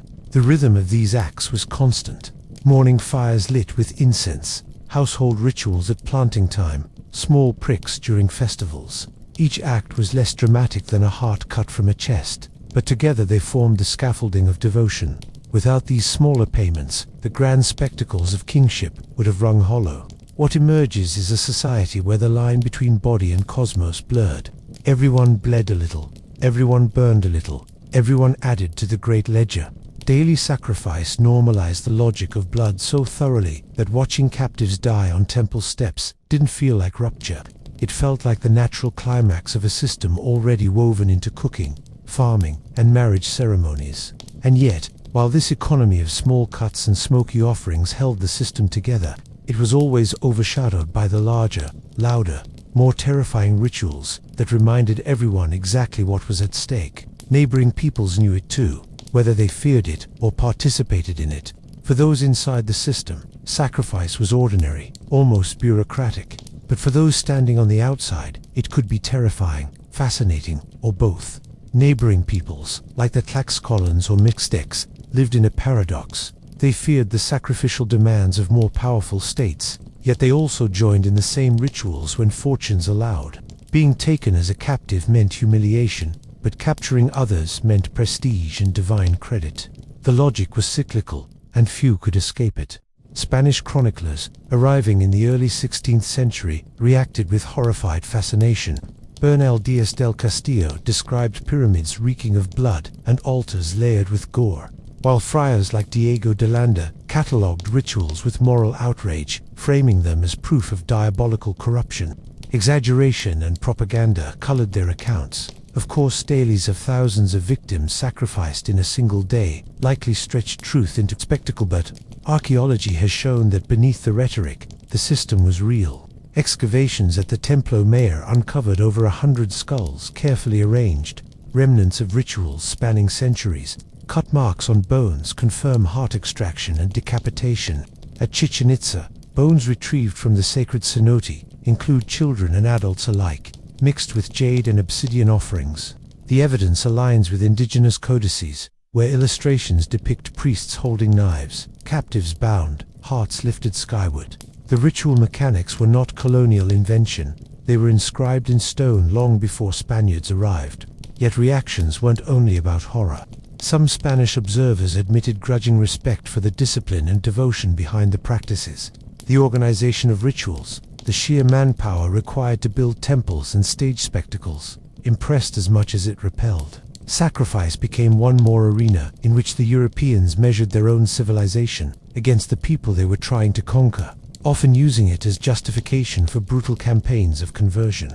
For indigenous peoples under Aztec domination, responses were more complicated. Smaller polities often resented being drained of captives and tribute to feed Tenochtitlan's rituals. The constant demand for sacrificial victims turned neighbors into reluctant suppliers. When courts marched into central Mexico, some groups allied with him not out of admiration for Europeans, but out of exhaustion with the sacrificial economy that treated their children and warriors as fuel for a foreign capital's gods. At the same time, there was awe. The sight of blood running down pyramids, the sound of drums echoing across a valley, the smell of incense mixed with fleshet, left impressions that were hard to shake, even for enemies. Sacrifice wasn't just violence, it was theater so overwhelming that it could inspire fear, resistance, or reluctant participation, depending on where one stood in the hierarchy. Modern anthropology continues to wrestle with these responses. Colonial writers turned sacrifice into a morality tale about savagery, while indigenous voices emphasized duty, reciprocity, and cosmic order. Archaeology has chipped away at both extremes, revealing a system neither exaggerated fantasy nor simple barbarity, but something more unnerving, a deeply logical worldview where blood was infrastructure, holding sun and rain in place. And while Europeans condemned it, they also couldn't entirely erase it. Rituals adapted, symbols shifted, offerings became smaller and more symbolic, but the logic of sacrifice carried forward, transformed rather than destroyed. The blade eventually dulled, at least in the literal sense. Spanish conquest and missionary campaigns outlawed human sacrifice with ruthless efficiency, destroying temples, burning codices, and executing priests who had carried the rituals forward. Public altars no longer ran red, des Impôts were dismantled, and the grand economy of blood collapsed under colonial rule. But cosmologies don't vanish because someone swings a cross. They adapt. The logic of exchange, of feeding the gods, of balancing sun and rain with human offerings, simply shifted into new forms. In many communities, sacrifice turned symbolic. Bloodletting gave way to candles, food, incense, and wax effigies. Instead of captives tossed into cenotes, chickens were offered, or bundles of flowers, or bowls of maize gruel left at cave mouths. The gods of sun and rain may have been officially recast as saints in the Christian pantheon, but their appetites still lingered in rituals that mixed old and new. To this day, ceremonies in highland Guatemala or rural Mexico include offerings of copal incense, liquor, food, and even the ritual slaughter of small animals. Shamans scatter petals, burn candles in clusters of 13, and sprinkle blood now, often from a chicken onto the earth. The rain gods remain stubbornly present, invoked by name or hidden behind saintly masks. The Christian feast day calendar conveniently absorbed older cycles, so festivals continued with different labels, their structures uncannily familiar. The continuity isn't just in ritual objects, but in worldview. The idea of reciprocity, of giving to receive, still frames agricultural and spiritual life. Crops are blessed, rain is asked for, fire is honored. Modern Maya farmers still make small offerings before planting, whispering to the earth as if it listens, which, in their world, it does. The sacrifice has been softened, but the underlying transaction hasn't disappeared. Even the aesthetics of blood remain. During certain Holy Week processions in Mexico, self-flagellation and penitential cuts echo the older logic of auto-sacrifice. The blood no longer flows for Tlaloc or Huitzilopochtli, but for Christ and the saints, yet the act feels eerily familiar. The body opened as proof of devotion, the skin as currency in a cosmic account. Archaeologists and anthropologists often call this syncretism, but to the people living it, it's continuity under new clothes. The gods of sun and rain may not receive hearts anymore, but they still receive smoke, flame, and whispered words. The cycle of giving remains intact, because the need to balance human life with natural forces never truly ends. And of course, there's another transformation: memory. Tourists walk through sites like Teotihuacan or Chichen Itza, snapping photos on plazas once thick with blood. Museums display skull racks under fluorescent light. Scholars argue over numbers and motives, while descendants light candles quietly in mountain caves. Sacrifice, in this sense, survives as history, ritual, and haunting. What once fed the sun and rain now feeds imagination. But beneath the distance of centuries, the old logic still lingers. Life is fragile. The cosmos demands payment, and survival has always been a bargain written in flesh, smoke, and fire.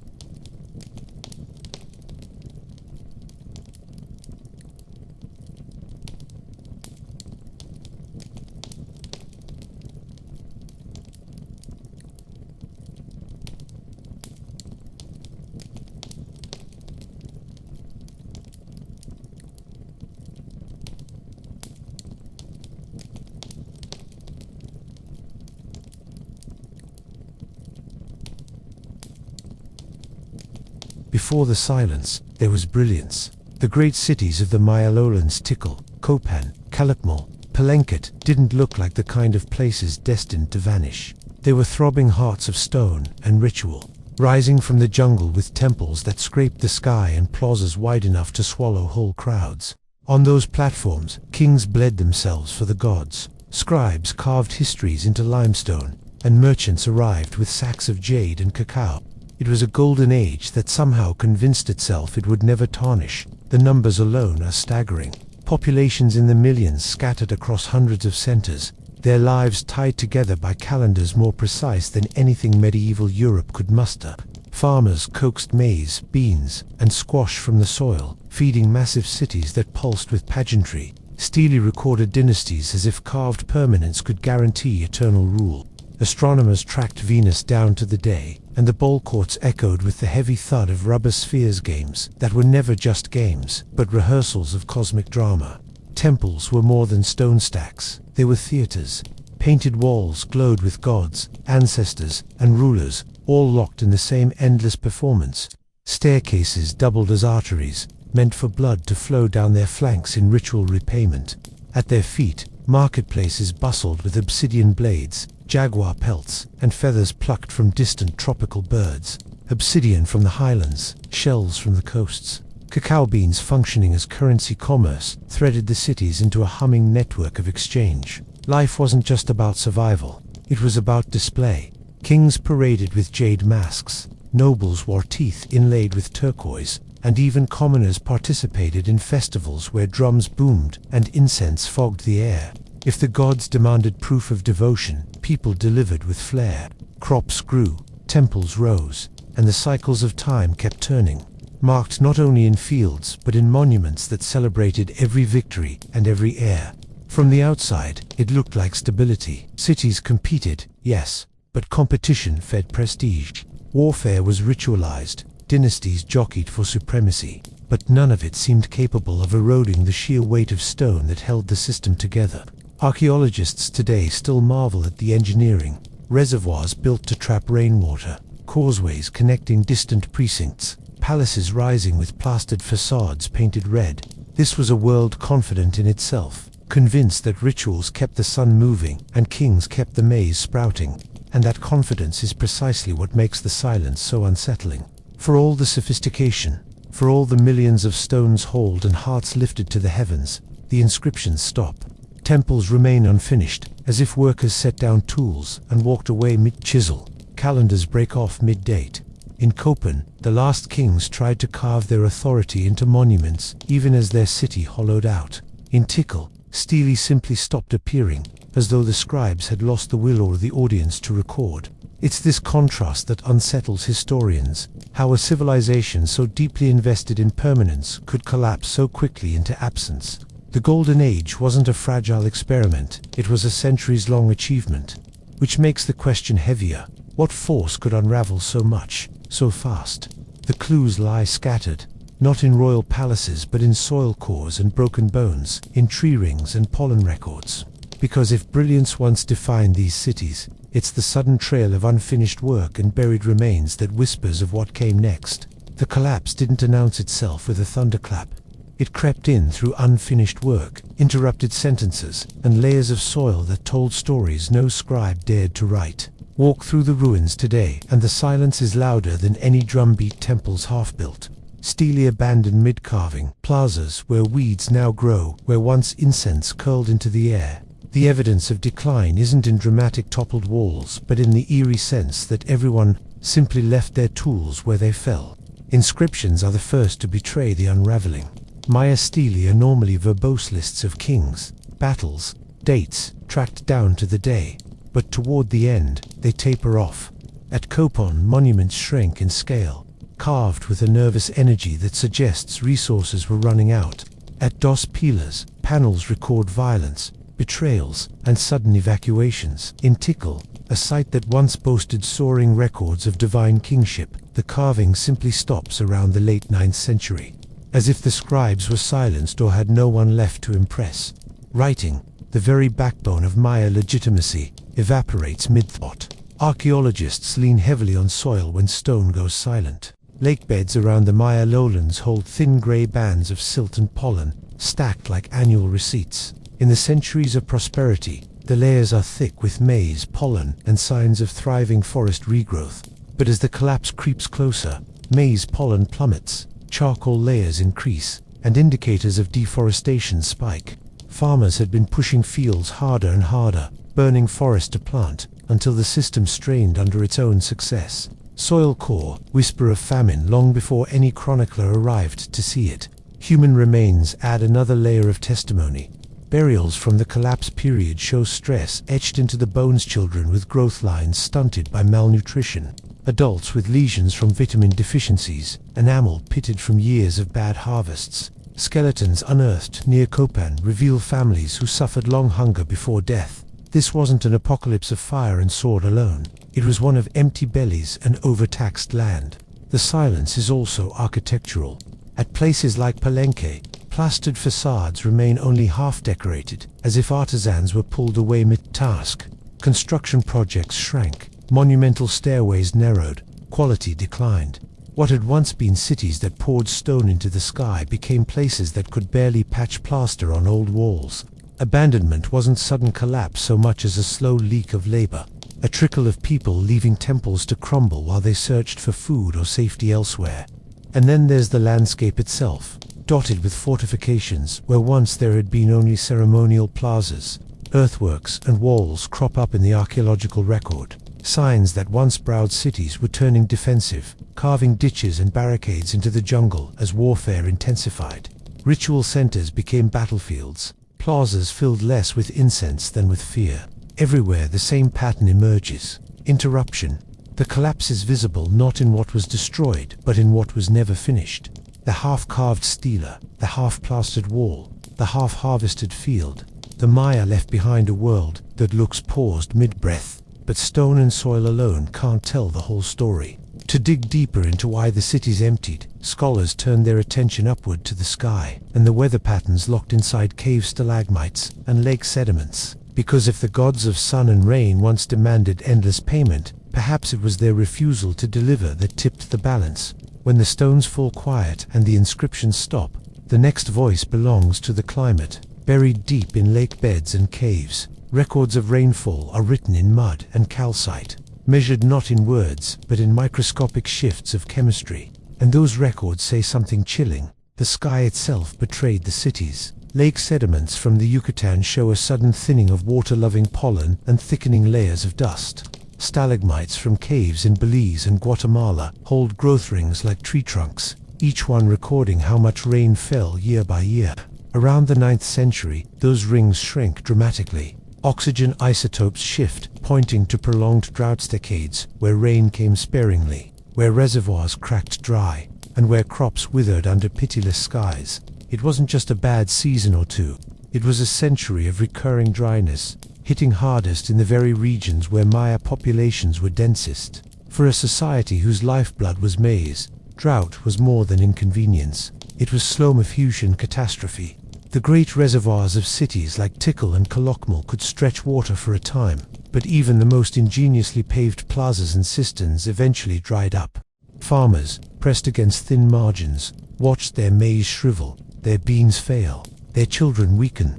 Archaeological evidence of malnutrition spikes in this period, etched into bones that tell of stunted growth and hunger. And drought didn't just starve bellies, it starved faith. Maya kingship rested on a delicate contract. Rulers bled for the gods, and the gods returned rain. As long as clouds gathered on the horizon, the ritual bargain held. But when years passed with dry skies, no matter how many hearts were lifted toward the sun, the divine aura cracked. A king who couldn't bring rain was no king at all. Every parched field was not just ecological failure but political humiliation. Some cities tried harder, doubling rituals, staging ever more elaborate sacrifices in hopes of convincing reluctant gods. Excavations at the Templo Mayor in Mexico City centuries later revealed dozens of child sacrifices tied to drought ceremonies, an echo of how desperation bent ritual logic. Tears were thought to summon rain, and in drought years, priests looked for tears anywhere they could find them. Historians long debated whether drought alone could topple a civilization so vast. After all, arid episodes had occurred before, and the Maya had survived. But this one was different. Populations had swollen, forests were stripped for fuel and farmland, soils already exhausted from constant planting. When the rains failed, there was no buffer left. The margins were too thin, the people too many. A natural cycle of dryness, harmless in smaller doses, became catastrophic when layered onto ecological strain and political overreach. Yet drought isn't a sword, it's a lever. It doesn't topple by itself. Plith presses on weaknesses until they snap. Cities didn't fall in a single dusty summer. They buckled as famine intersected with warfare, as hungry people abandoned fields for safety, as dynasties fought over dwindling reservoirs. The drought explains much, but not everything, and that gap is where the mystery lingers. If the sky's silence was the spark, then the fuel was built into the ground. Forests felled too quickly, soils worn to dust, landscapes pushed past their breaking point. The story of collapse wasn't just about missing rain, it was about how people had reshaped the earth beneath it. The Maya world was never just jungle and temples. It was a human-made landscape, carved, burned, and coaxed into feeding millions.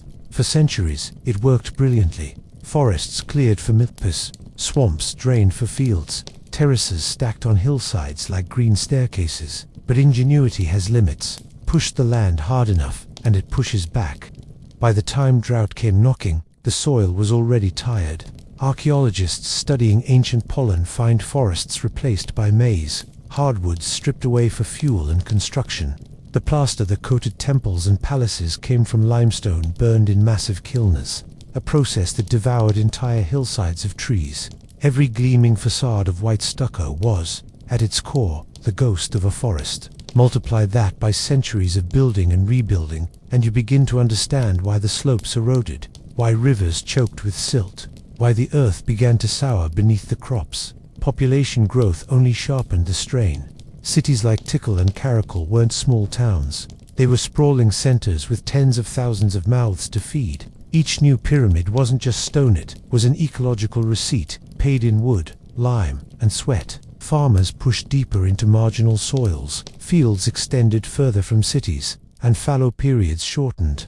The old rhythm plant, rest, regrow, was broken in favor of constant extraction. The land, like an overworked body, lost its resilience. Bones of the people themselves bear silent testimony.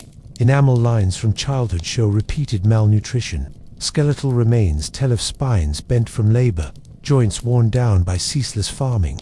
By the late classic period, children were shorter on average. Adults showed more stress marks. A civilization brilliant in its astronomy and writing was, at the same time, grinding its peasants into the earth. The irony is cruel. The Maya built reservoirs, canals, terraces systems designed to stabilize life against the whims of weather. Yet their very success fueled population growth, and with it, the appetite to build more temples, wage more wars, honor more gods. When drought arrived, the soil was already exhausted, forests gone, margins erased. Nature wasn't just fickle, it was already cornered. Even the grandeur of the cities had ecological shadows. Palaces demanded endless supplies of food, temples required continual rebuilding to demonstrate kingly power, and festivals consumed surpluses in spectacular displays. The system worked beautifully until it didn't. When maize failed, there was no cushion, no new forest to clear, no hidden reservoir to tap. Hunger spread quickly, not just in remote villages, but in the very plazas once thick with incense. It's tempting to imagine the jungle reclaiming the cities as a sudden coup, vines sweeping in overnight. But the truth is slower, more insidious. As the soil wore thin and the hillsides eroded, yields fell. Families drifted away, not in a panic, but in resignation. A terrace abandoned here, a field left unplanted there, until the city's lifelines quietly frayed. By the time the climate sealed the deal, the land was already spent. And yet, landscapes alone don't start wars or topple kings. Ecological strain explains hunger, but not betrayal. Not the blood spilled on temple steps, not the fortifications suddenly carved into earth. For that, one has to look at politics. The city-states locked in endless rivalry, rulers desperate to prove power when maize no longer obliged. As the fields thinned and the reservoirs cracked, the kings did what kings always do when reality bites. They turned inward, and then on each other. The Maya world was never a single empire, but a mosaic of fiercely independent city-states. Each had its own king, its own court, its own divine mandate. And when food ran short, when the rains refused to fall, competition didn't soften. It grew teeth. Carved steely from the late classic period, tell the story in blunt relief. Kings parading captives, dynasties bragging about who starved whom, cities boasting of burning rivals. Dos Pilas and Aguateca are prime examples, once thriving centers, then consumed by internal feuds. Rivalry between Tikal and Kalakmel turned southern lowlands into a battleground, each alliance pulling smaller cities into its orbit. Archaeologists can trace the tug-of-war in inscriptions. One decade, Kalakmel's ally; the next decade, Tikal's subject. Loyalties switched with unnerving speed, and every shift meant blood. Warfare wasn't just about territory, it was about bodies. Captives fueled rituals, their blood a necessary payment when drought withered maize. In times of scarcity, the gods demanded more, not less. Kings who couldn't bring rain tried to compensate with prisoners. Victory in war meant not just prestige, but sacrifices to reassure the people that cosmic balance was still possible. Inscriptions linger lovingly on the details of who was captured, who was paraded, who was ultimately offered to the gods. A defeated rival was never simply executed. They were transformed into currency for the divine. The politics of fragmentation made cooperation nearly impossible. Instead of pooling resources to survive ecological strain, cities spent their energy fighting each other. Defensive walls sprang up, fortresses carved into the landscape. Aguateca, perched on a ridge, shows hastily built barricades, desperate attempts to hold off attack. Excavations there reveal possessions left behind in panic. Grinding stones, ceramics, half-finished meals, abandoned mid. It's the archaeological equivalent of a family fleeing dinner for their lives, and betrayal was never far. Alliances shifted, sometimes within a single generation.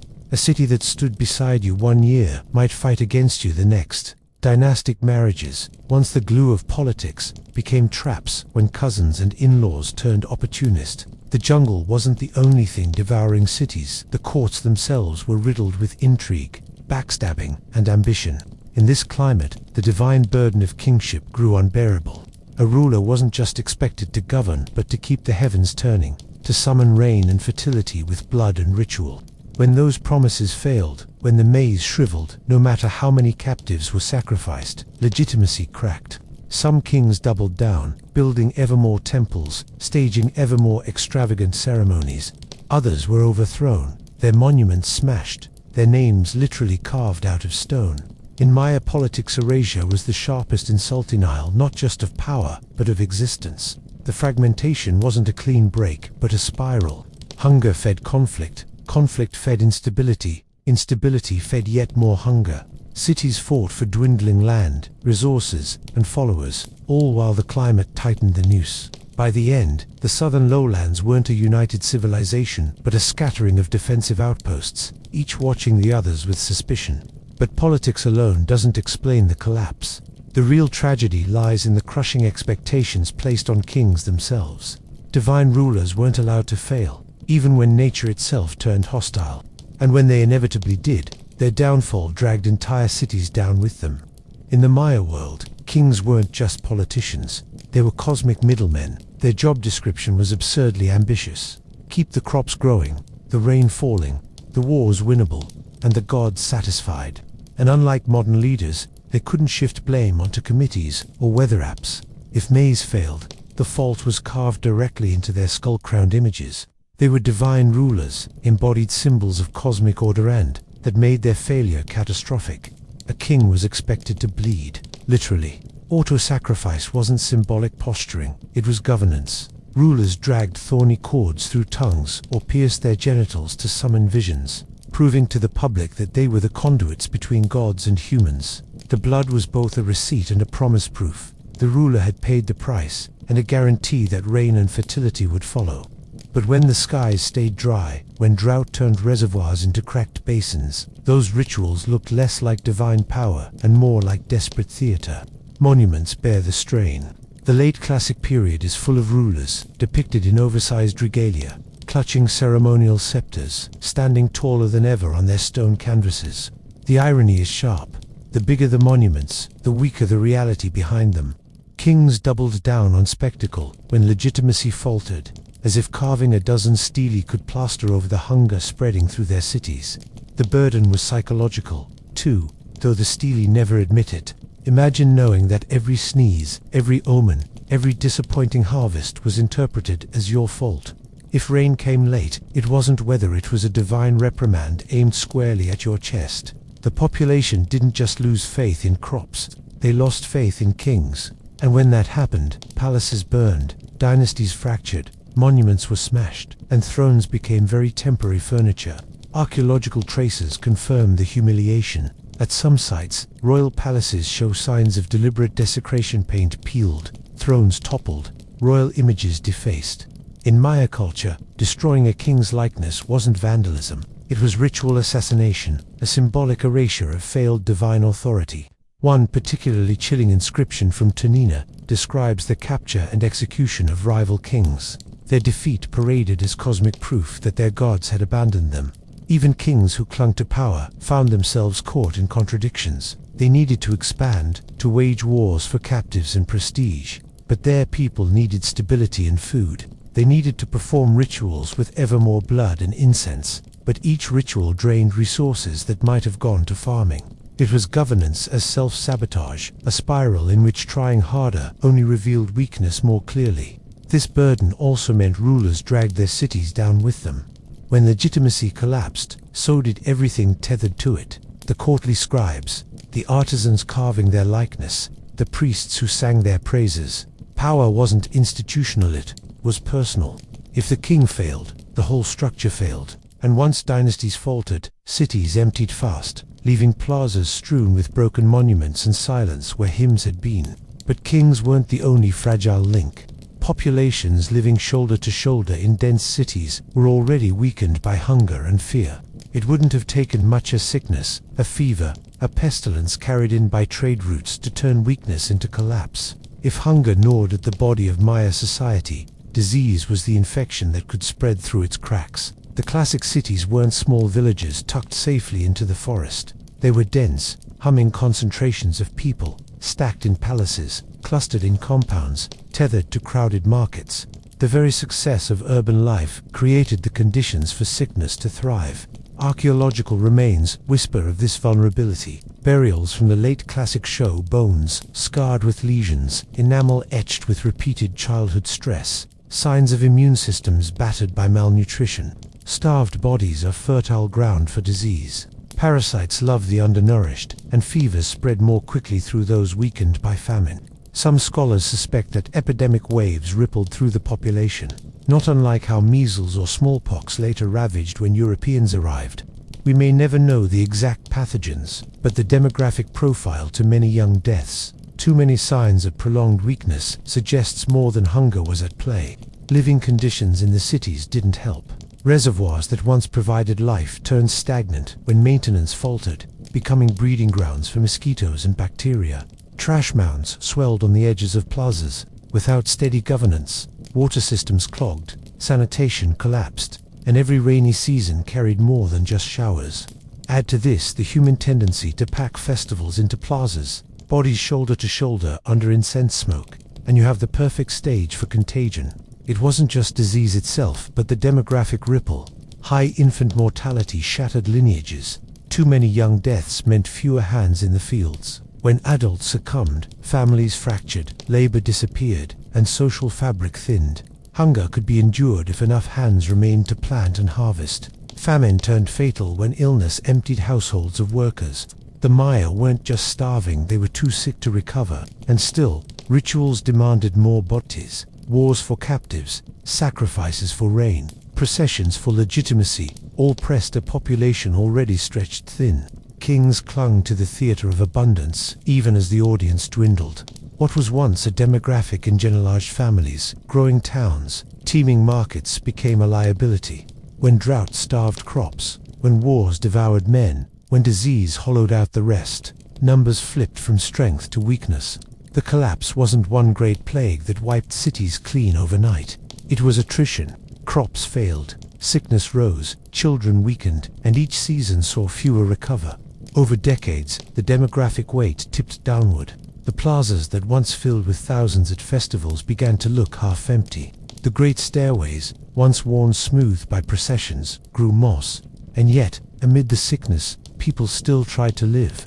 Skeletal remains show teeth, filed, bones painted with cinnabar, proof that even in decline, ritual persisted. Families buried their dead with offerings, even if meager. The human instinct to carry meaning forward didn't vanish, just grew quieter. But illness and hunger didn't move alone. They were tied to the great arteries of trade that once bound the cities together. When populations shrank and routes grew dangerous, the flow of goods, the obsidian, the cacao, the feathers that underpinned Maya prestige tumbled, and when the roads cracked, the cities grew lonely. Civilizations breathed through their trade routes. For the Maya, those routes stretched across mountains, jungles, and coasts, pulling obsidian from volcanic highlands, jade from Guatemala, shells from the Caribbean, and cacao from plantations that fed both bellies and ceremonies. Cities weren't just political capitals, they were marketplaces, tied together by roads, rivers, and trust. And when that trust fractured, when war and hunger clogged the arteries, cities that once pulsed with goods grew faint. Archaeological layers revealed the pattern. In the glory days, obsidian blades were everywhere, tools, weapons, ritual offerings. But by the time collapse loomed, the supply thinned. The volcanic glass no longer traveled far. Its distribution narrowed to local hubs. Exotic jade ornaments, once a symbol of elite prestige, dwindled. Even cacao, the everyday luxury, shows signs of restricted flow, found less frequently in distant sites. It wasn't disappearance, but constriction, like a body slowly starved of circulation. The reasons were multiple and brutal.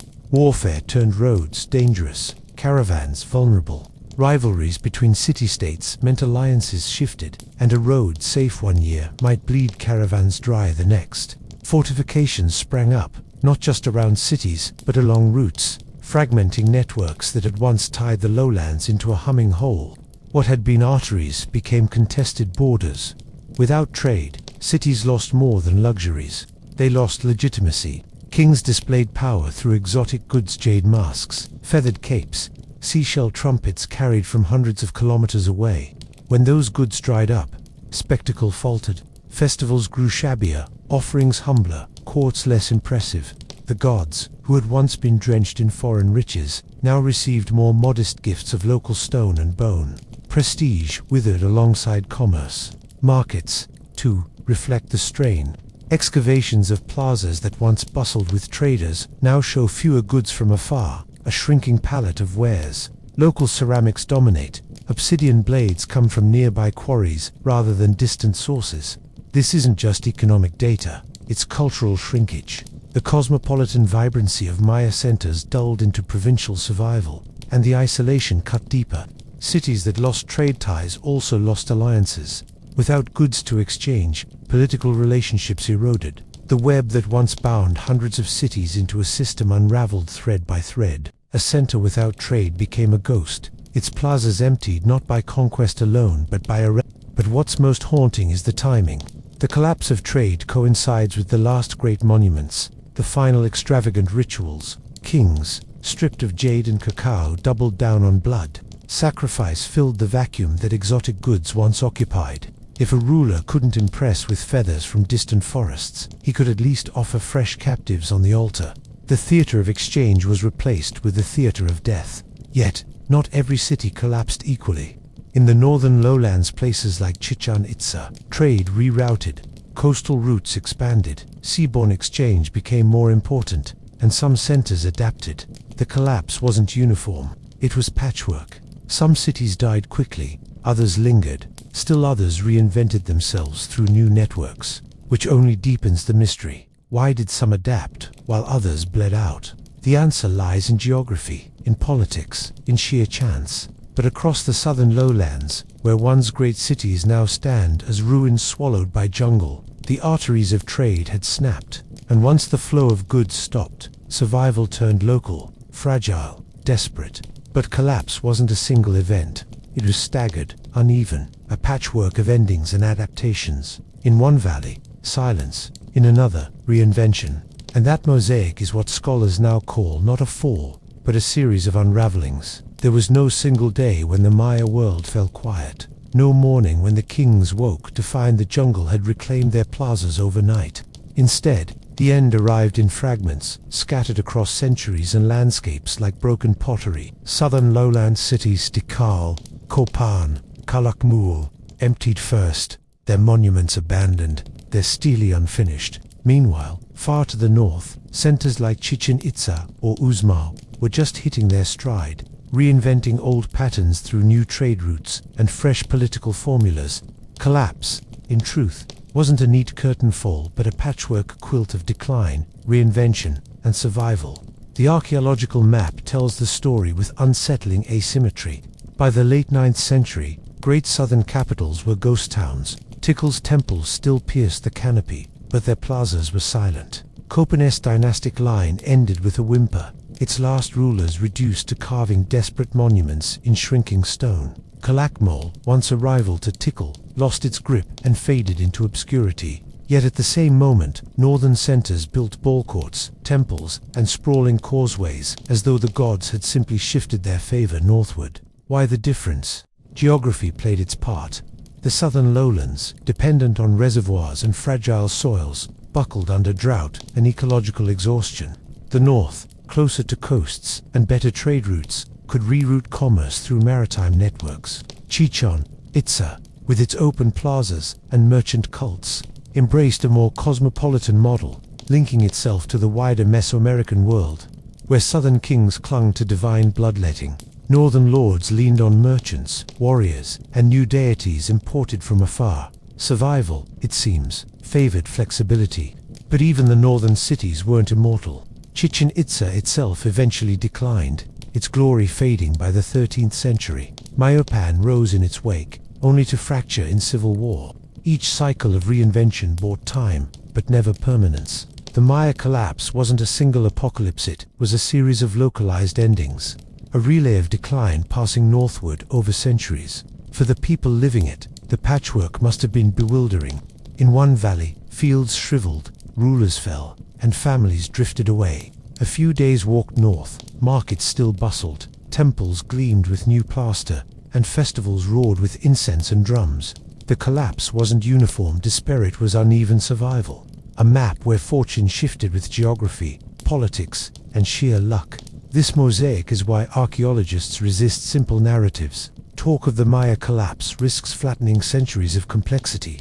The truth is stranger. While some cities were already jungle skeletons, others were erecting new temples, adapting gods, reimagining kingship.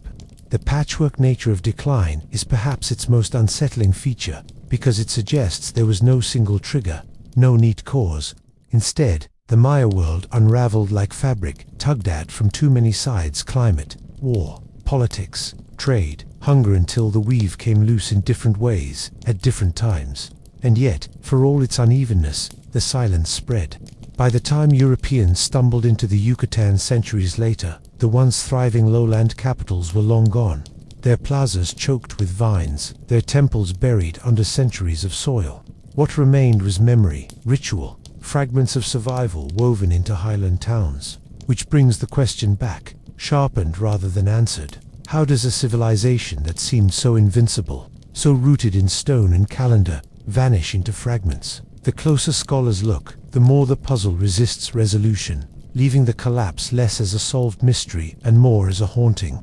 For more than a century, archaeologists, historians, and climate scientists have sifted through ruins, mud, and inscriptions, trying to pin down the Maya collapse like a butterfly on a specimen board. And every time a theory seems solid: drought, overpopulation, warfare, disease, it slips through the fingers. The problem is maddeningly simple. Every explanation is true, but none is sufficient. Climate records confirm prolonged droughts. Yes, but droughts alone don't erase entire civilizations. Other societies endured them. Ecological overreach strained soils, but humans are astonishingly good at squeezing survival from exhausted landscapes. Warfare was vicious, but city-states had fought for centuries without disappearing. Disease and famine cut deep, but populations rebounded before. Trade routes faltered, yet commerce had always shifted and adapted. Every thread explains part of the story, yet the full fabric of collapse remains elusive. The real answer, if there is one, seems to be that it wasn't a single blow, but a cascade. Drought strained crops, hunger weakened bodies succumbed to disease, fear fueled warfare, warfare fractured alliances shattered trade, each crisis by itself survivable, but together catastrophic. A civilization that had thrived for centuries, pushing its systems to the edge, suddenly had no slack left when pressure came from all sides. And still, questions linger. Why did some cities endure longer than others? Why did the South empty so suddenly while the North reinvented itself? Why do inscriptions in some places stop abruptly while others continue for centuries? The patchwork of collapse resists neat conclusions, taunting scholars with contradictions. Every excavation adds detail but not resolution, like filling in pieces of a puzzle only to find the picture keeps changing. Even the word collapse is misleading. The Maya didn't vanish. Millions still live in the region today, carrying languages, traditions, and rituals that reach back to their ancestors. What collapsed was a political order, an urban system, a way of tying gods to kings and kings to reign. The mystery isn't that the Maya disappeared, they didn't, but that their glittering capitals emptied, their rulers toppled, and their monumental inscriptions fell silent. The silence itself is perhaps the most haunting clue. A civilization so devoted to writing, to recording every dynasty and battle, suddenly stopped speaking in stone. That absence feels intentional, like a curtain drawn across history. Was it because scribes fled, because kingship lost its legitimacy, or because, in the face of hunger and war, there was nothing left worth carving? The reasons remain as obscure as the vines that now choke those once bright monuments. This is why the collapse still baffles. It isn't just an archaeological puzzle, it's a mirror. The Maya lived at the edge of abundance, building brilliance on fragile foundations, convinced that rituals and politics could hold the cosmos steady. Their downfall wasn't a singular disaster, but an entanglement of human ambition and natural cycles. And perhaps that's the unsettling part. It's easier to blame one great catastrophe than to admit that complexity itself can unravel. So the question lingers, centuries later, whispered through broken temples and silent plazas. How does greatness end? Not with fire, not with conquest, not with a single cataclysm, but with many small fractures, compounded until stone itself seemed to sigh and give way. The mystery isn't unsolvable because evidence is lacking. It remains because the truth is too intricate to resolve, too entangled to summarize. And that's why, despite decades of research, the collapse of the Maya still feels less like a case closed and more like a riddle scratched into the jungle, daring anyone to claim they have the final answer.